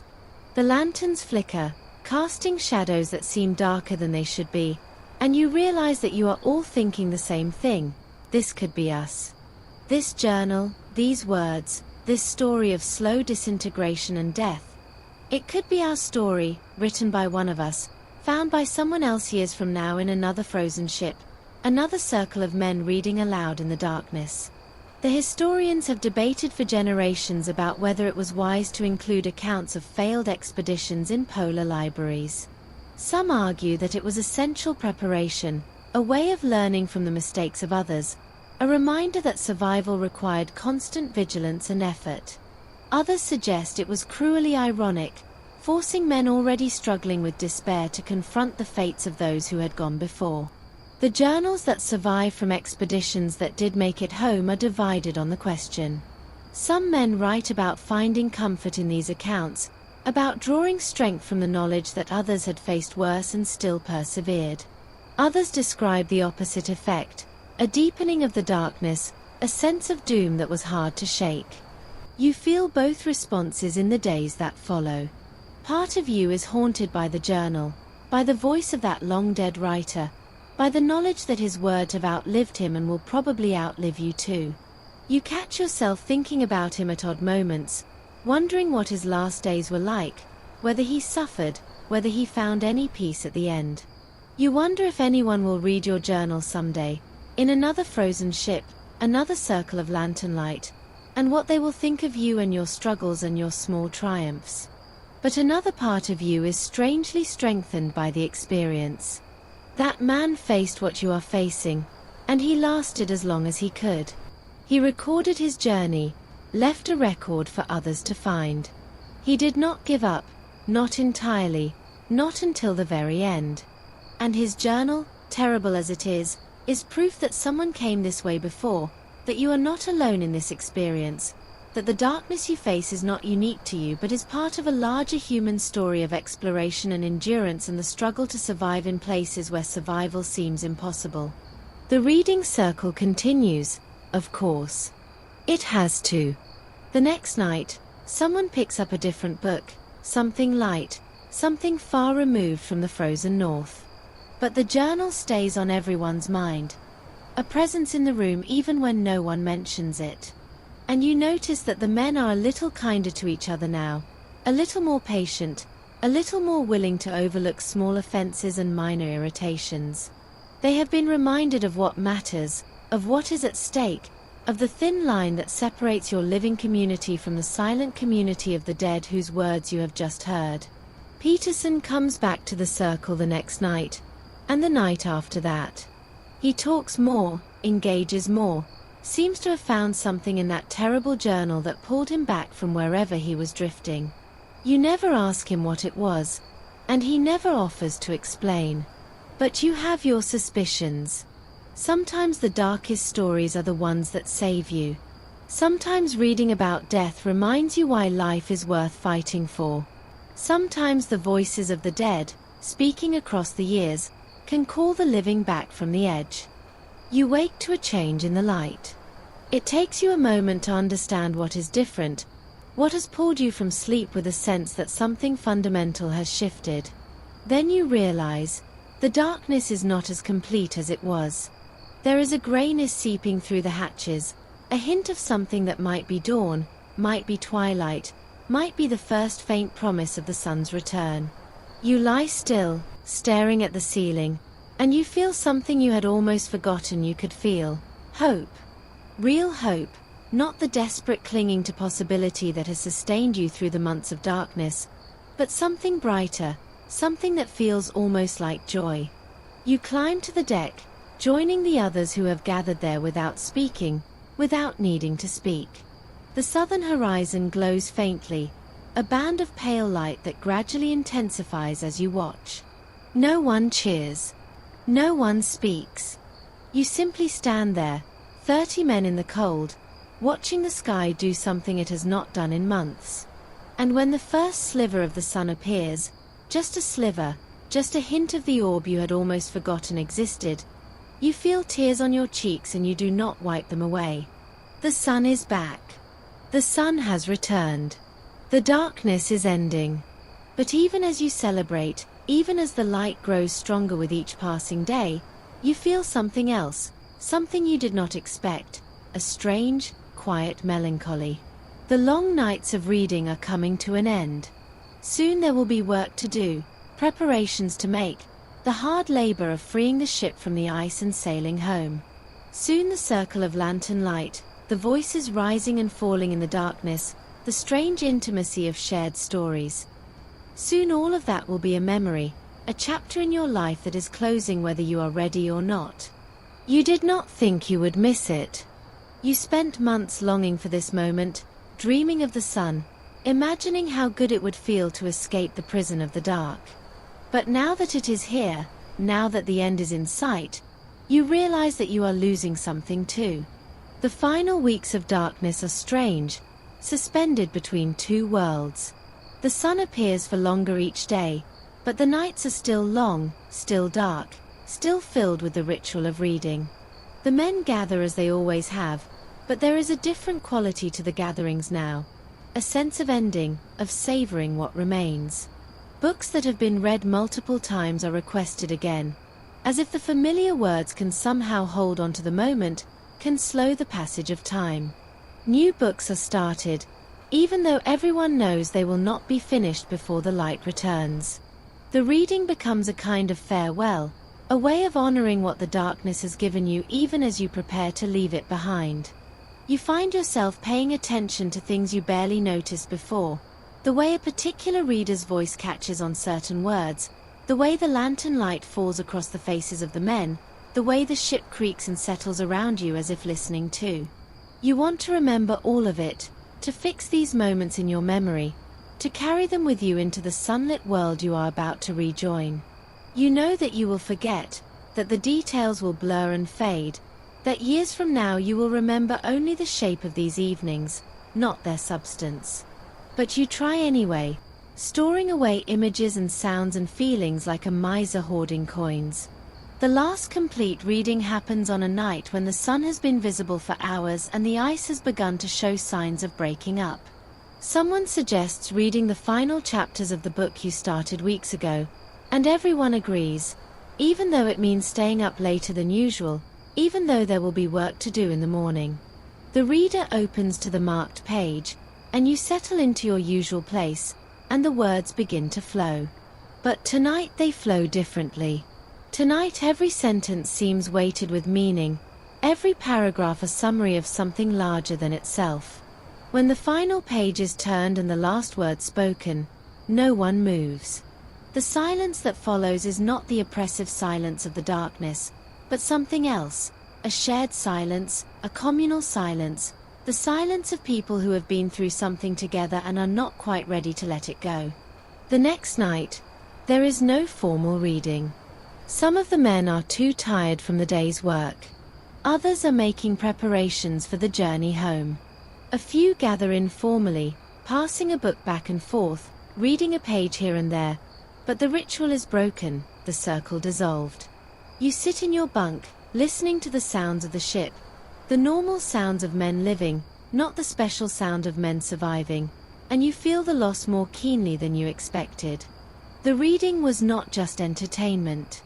It was not just a way to pass the time. It was the thing that held you together, the thread that connected you when everything else threatened to pull you apart. And now it is gone, and you are left to wonder what comes next. The historians who study these expeditions note that the return of the sun was often a difficult transition. After months of enforced intimacy, of shared purpose and shared struggle, the resumption of normal routines could feel like a kind of loss.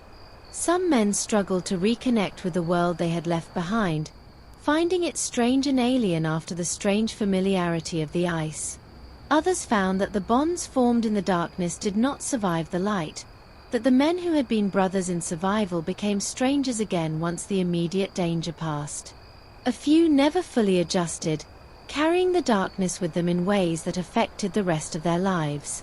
You think about this as you pack your belongings, as you prepare to leave the ship that has been your home, as you contemplate the world you are about to rejoin. You have changed. That is undeniable. The darkness has changed you, the reading has changed you, the voices have changed you. You are not the same person who sailed into this ice so many months ago. You have seen things, felt things, learned things that cannot be unlearned. You have sat in the dark and listened to stories and discovered that stories are not just entertainment, they are survival, they are connection, they are proof that you are human. And now you have to figure out how to take that knowledge back into a world that may not understand it, may not want to understand it, may not even believe it. The ice breaks. The ship floats free. The engines start, or the sails are raised, or whatever method of propulsion your particular expedition relies on. You move, slowly at first, then faster, leaving behind the place that has been your home and your prison and your school. You stand on the deck, watching the ice recede, and you think about all the words that were spoken in the darkness, all the stories that filled the months of waiting. You think about the voices, Peterson's steady reading of that terrible journal, William's muttering that gradually faded as the stories took hold, the actors in their makeshift costumes performing Shakespeare for an audience that had no choice but to pay attention. You think about Dickens and his London streets, about the old newspapers with their stale news, about the magazine you created together, about the jokes that kept you laughing even when laughter felt impossible. And you think about the silence that was always waiting, always pressing, always threatening to swallow you whole. You beat it back. You and the others, with your voices and your books and your stubborn refusal to let the darkness win. You beat it back, and you survived, and now you are going home. But the silence is still there, behind you, waiting for the next ship, the next crew, the next circle of men huddled in lantern light. And somewhere, in some future expedition, someone will open a book and begin to read, and the voices will rise again, pushing back against the dark. You stand on the makeshift stage, which is really just a section of deck that has been cleared of equipment, and you look out at your audience, the same men you have lived with for months, the same faces you have seen in lantern light and twilight and the brief glare of the returning sun. In your hand you hold a book, but you barely need it. You have spoken these words so many times, in rehearsals and performances and the quiet moments when you run lines to yourself in your bunk, that they have become part of you, etched into your memory alongside your own name and the faces of people you left behind. Tonight you are performing Shakespeare again, but not in the mess, not in the circle of lantern light.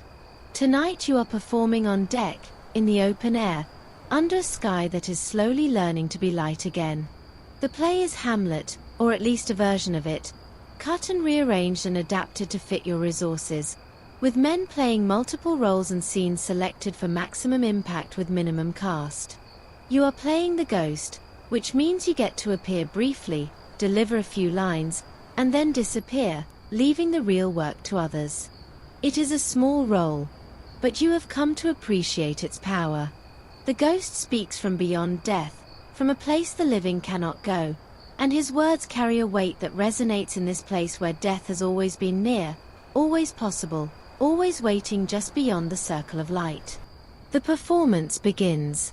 The men who are not on stage sit in a semicircle, their faces turned toward the action, their attention absolute. The words echo across the deck, competing with the sounds of ice and wind and the distant cries of seabirds returning to these waters now that the worst of the winter is past. You watch from the wings, waiting for your cue, and you marvel at how far you have come. Months ago, these same men could barely read aloud without stumbling. Now they are performing Hamlet, or trying to, and the effort itself is a kind of triumph. Your cue comes. You step forward, wrapped in a sheet that is meant to suggest ghostly otherworldliness but mostly just suggests that you are cold. You speak your lines, and your voice carries across the deck, and for a moment you forget that you are a sailor on a frozen ship. Forget that you are wearing a sheet and standing on a stage made of packing crates. For a moment you are the ghost of Hamlet's father, speaking from beyond the grave, and the words are all that matter. Then your scene ends, and you step back into the wings, and the play continues without you. The performance is not good, not by any standard you would have applied back home. Lines are forgotten and improvised. Cues are missed. The actor playing Hamlet occasionally lapses into his native accent, which is not Danish and not English but something else entirely, something that has no business in Elsinore. The ghost sheet keeps threatening to slip off, and the audience can see your regular clothes underneath, which rather undermines the supernatural effect. But none of it matters. What matters is that it is happening. What matters is that these men, who have spent months fighting for survival, are taking time to create something beautiful, something that has no practical purpose except to remind them that they are human. The audience responds with an attention you have rarely seen, even in the darkest nights of reading. They lean forward, follow every word, react to every twist of plot. When Hamlet hesitates, they hold their breath. When Ophelia descends into madness, they shift uncomfortably, recognizing something of their own experience in her unraveling. When the final scene arrives, with its pile of bodies and its bitter conclusion, they sit in stunned silence, then erupt into applause that goes on, longer than the performance itself. The actors take their bows, embarrassed and proud, and something else, connected, bonded, part of something larger than themselves. Historians still argue about the quality of these polar performances, about whether they deserve to be called theatre in any meaningful sense. Some dismiss them as amateur hour, the desperate attempts of bored men to pass the time. Others see them as something more significant, a continuation of a tradition as old as humanity itself, the impulse to perform, to pretend, to become someone else for a while. The truth, as usual, lies somewhere in between. These performances were not good, not by professional standards. But they mattered. They mattered to the men who performed in them and the men who watched them. They mattered because they were proof that civilization had not been entirely left behind, that art could survive even here, in the worst place on earth. You think about this as you help strike the set, folding the sheets and stacking the crates, returning the deck to its workaday appearance. The words of the play still echo in your head, mixing with the words of all the other books you have read and heard and spoken over these long months. Shakespeare and Dickens, the old newspapers and the homemade magazine, the terrible journal of the dead expedition and the funny sketches about shipboard life. They are all part of you now, woven into the fabric of your memory, inseparable from your experience of this place and these men. The butchering of Shakespeare's language, as one of the men jokingly calls it, becomes a cherished memory in the weeks that follow. Lines that were mispronounced become catchphrases, repeated at appropriate and inappropriate moments. Scenes that went hilariously wrong are reenacted for those who missed them, growing more exaggerated with each retelling. The ghost slipping sheet becomes a legend, referenced whenever anyone's costume fails them. The bad accents, the forgotten lines, the moments when someone stepped on someone else's cue, all of it becomes material for the ongoing conversation that binds you together, the shared history that will define this expedition for the rest of your lives. And through it all, the reading continues, though in a different form. The formal evening sessions have ended, but small groups still gather, passing books back and forth, reading aloud to whoever happens to be nearby. The need for voices has not disappeared with the return of the sun. If anything, it has intensified, as if the approaching end of your shared isolation makes every moment more precious, every word more significant. You find yourself reading to just one or two others, sharing a passage that struck you, discussing its meaning, letting the words do their work even in the daylight. You think about what you have learned from Shakespeare, from all the plays and poems and novels that have filled these months. You have learned that words matter, that stories matter, that the human voice speaking aloud can do things that silent reading cannot. You have learned that art is not a luxury, not an extra, not something you add on after the serious work of survival is done. Art is survival. Art is what makes survival worth the effort. Art is the thing that reminds you, when everything else conspires to make you forget, that you are human, that you are alive, that you are part of something larger than yourself. The ship moves through the ice, heading south, heading home. The sun is higher now, warmer, more familiar. But you carry the darkness with you, and the voices, and the words. You carry Hamlet and David Copperfield and the ghost of that long-dead explorer whose journal you read on the worst night of the winter. You carry the jokes and the performances and the magazine and the memory of lantern light on the faces of men who became your brothers in the dark. And you know, with a certainty that surprises you, that you will never be quite the same. The words have changed you. The voices have changed you. And when you finally step onto solid ground, back into the world you left behind, you will bring all of it with you. The darkness and the light, the silence and the sound, the stories that saved your life. You sit in the hold, surrounded by crates and boxes and the accumulated debris of months of occupation, and you begin the slow, methodical work of packing the library. The books come off the shelves one by one, their spines worn, their pages softened by countless readings, their covers marked by the traces of the hands that have held them. You handle each volume carefully, as if it was something precious, which it is. These books have saved your life. Not metaphorically, not sentimentally, but literally. They have kept you sane through the darkness, kept you connected when everything else conspired to isolate you. And now you are sending them back into the world, to be read by others who will never know what they meant to you, never understand the nights they filled with voices. The condition of the books tells the story of the winter better than any journal could.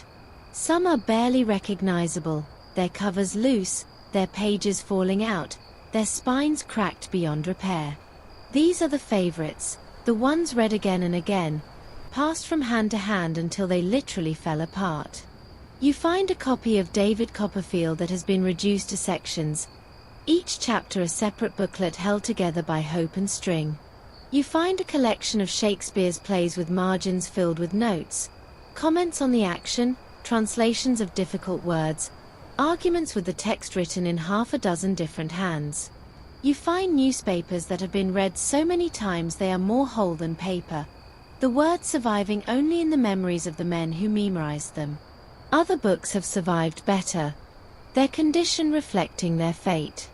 The scientific texts, consulted occasionally but never loved, look almost new. The reference works, useful but not engaging, show only light wear. The books that no one liked, the ones started and abandoned, the ones that failed to capture the collective imagination. These too are in good condition, their pages crisp, their bindings tight. You look at them and wonder what they did wrong, why they failed where others succeeded. Was it the author? The subject? The timing? Or just chance, the random luck of which book got picked up on which night, by which reader, for which audience? The packing becomes a kind of ritual, a way of saying goodbye. Each book you handle triggers memories. The night it was first read, the arguments it provoked, the voices that brought it to life. You remember the evening when someone produced a volume of poetry that no one had noticed before, and the reading that followed changed the mood of the entire ship for days. You remember the night when a book you hated was chosen, and you sat through hours of boredom, only to discover by the end that you had been wrong about it, that it had something to offer after all. You remember the arguments, the laughter, the tears, the moments when a story hit so close to home that no one could speak for a long time afterward. The tattered books present a problem. Do you pack them as they are, hoping they survive the journey home? Do you try to repair them, knowing that any attempt will probably make things worse? Do you leave them behind, these faithful companions that have given everything they had to give? In the end, you pack them all, even the ones that are barely holding together. They have earned their place in the crates, earned the right to go home. And besides, their condition is part of their story, part of what they mean. A pristine book is a book that was never needed. These books were needed, desperately, and they rose to the occasion. You find traces of the men in the pages. A pressed flower, somehow preserved through the months, marking a passage someone loved. A note in the margin, arguing with the author, written in a hand you recognize. A stain from a spilled drink, a crease from being held too tightly, a tear from a page turned too quickly. These marks are not damage. You realize. They are evidence. They are proof that these books were alive, were part of lives, were woven into the fabric of human experience.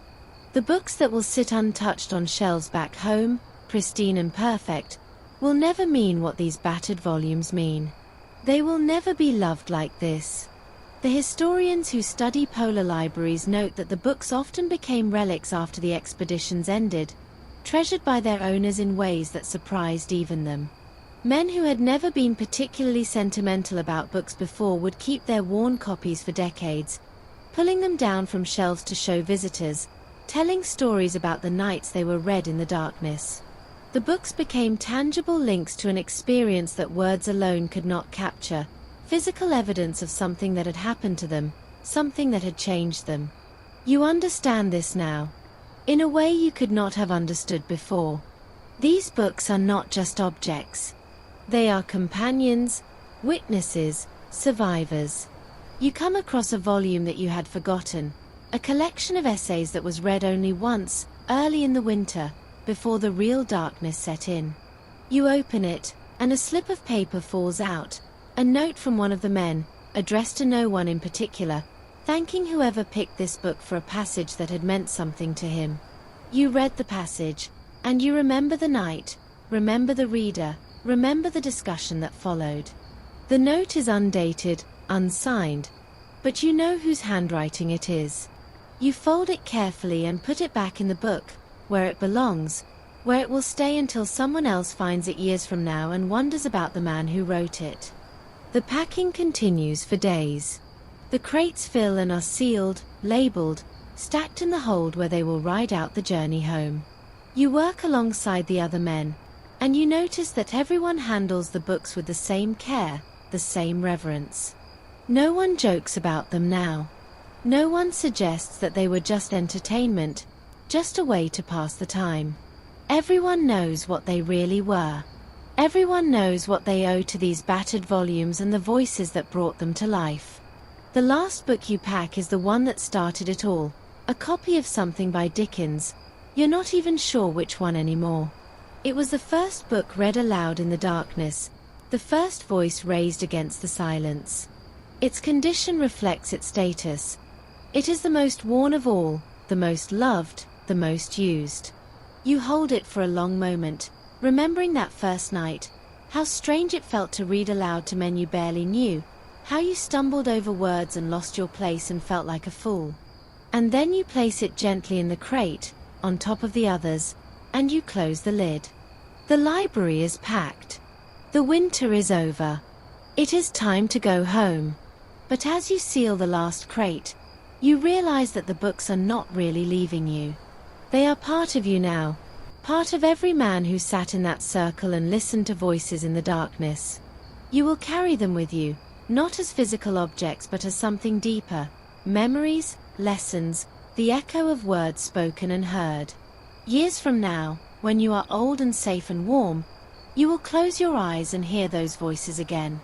You will see the lantern light on the faces of men you loved. You will feel the presence of the books, the ones that saved your life. And you will understand, finally, that the greatest exploration was never the one on the map.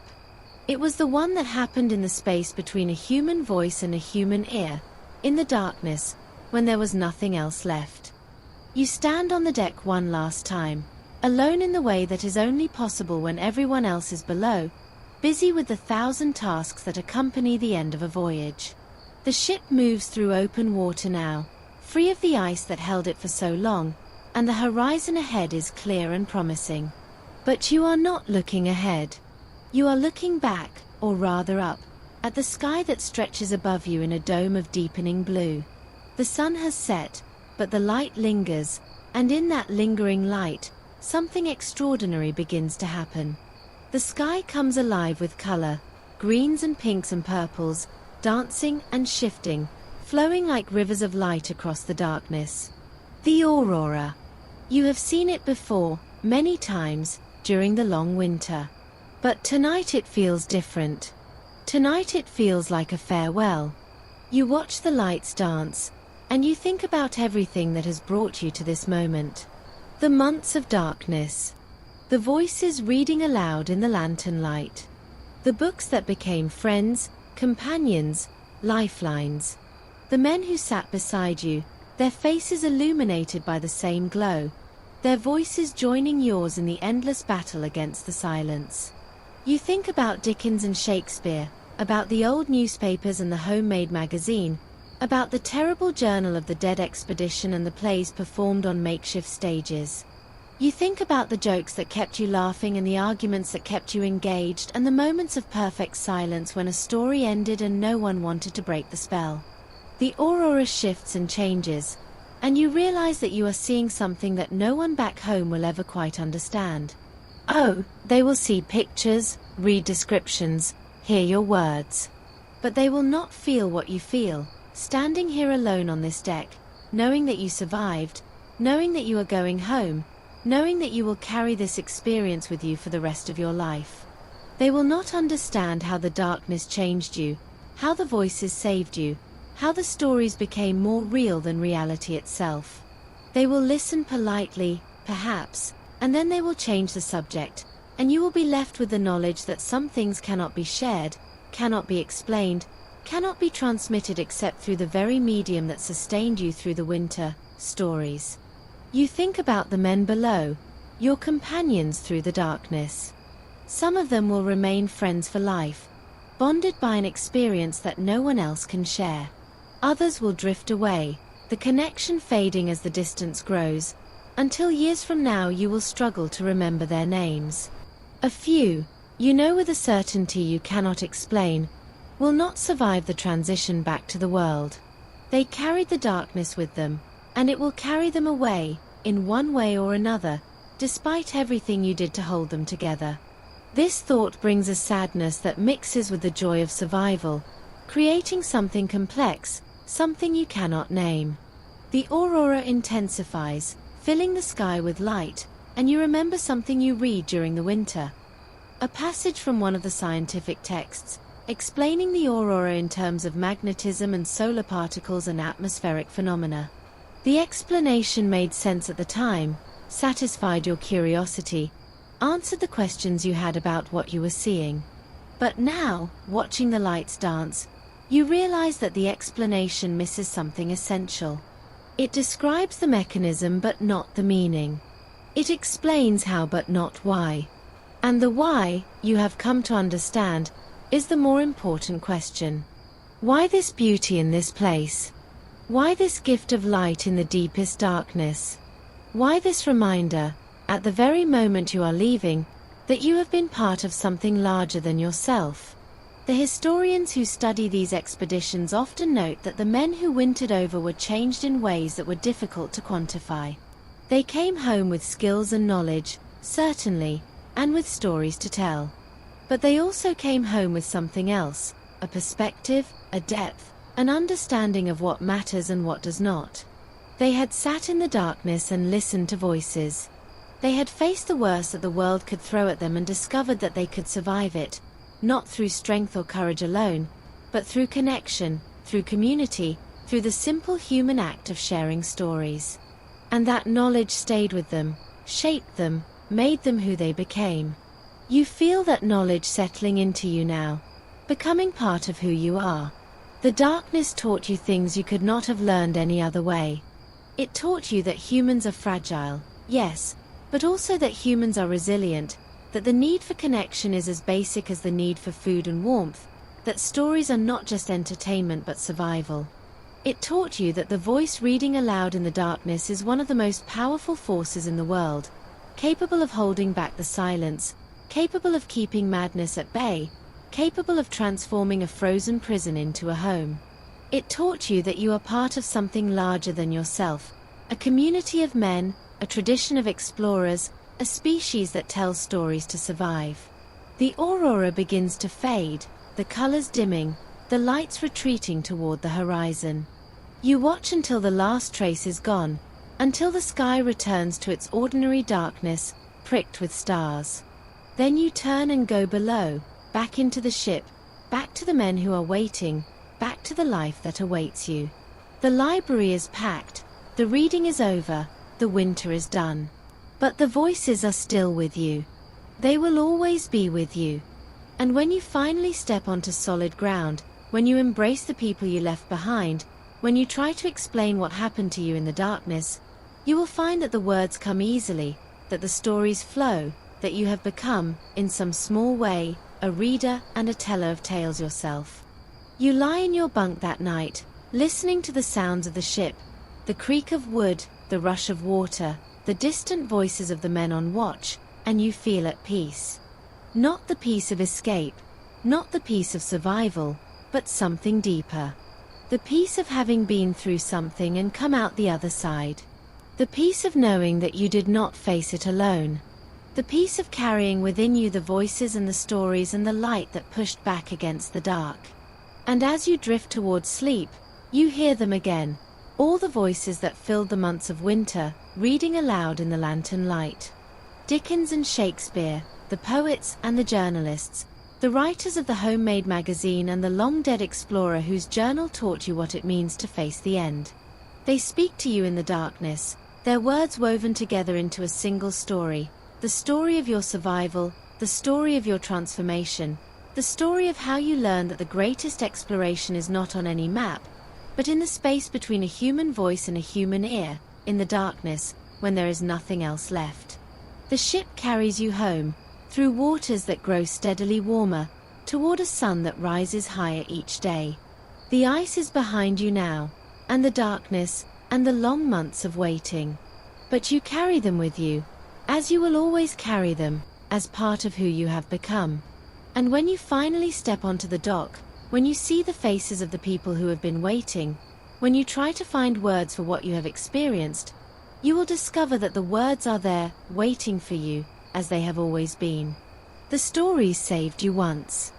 They will save you again, in whatever darkness lies ahead. So rest now, knowing that the voices are still with you, that the stories are still alive, that the light you found in the darkness will never fully fade. Sleep well, and dream of auroras and lantern light and the sound of human voices reading aloud in the night. As the ship carries you steadily south, away from the ice and the darkness and the long months of waiting, you feel the weight of everything beginning to lift, slowly, gently, like a fog burning off in the morning sun. The voices that filled the winter are quieter now, receding into memory, but they are not gone. They have become part of you, woven into the fabric of who you are, and they will remain with you always, a quiet chorus in the background of your life. The books are packed away, their work done, their pages worn and stained and marked by the hands that held them in the darkness. But the stories live on, in you and in the men who shared them, in the strange community that formed around lantern light and human voices. You are going home now, back to a world that will never fully understand what you have been through, what you have learned, what you have become. But that is all right. You understand. And in the end, that is enough. So close your eyes now, and listen to the sound of the water against the hull, and let the peace of the journey settle over you. You have earned this rest. You have earned this return. You have earned the right to carry the stories home.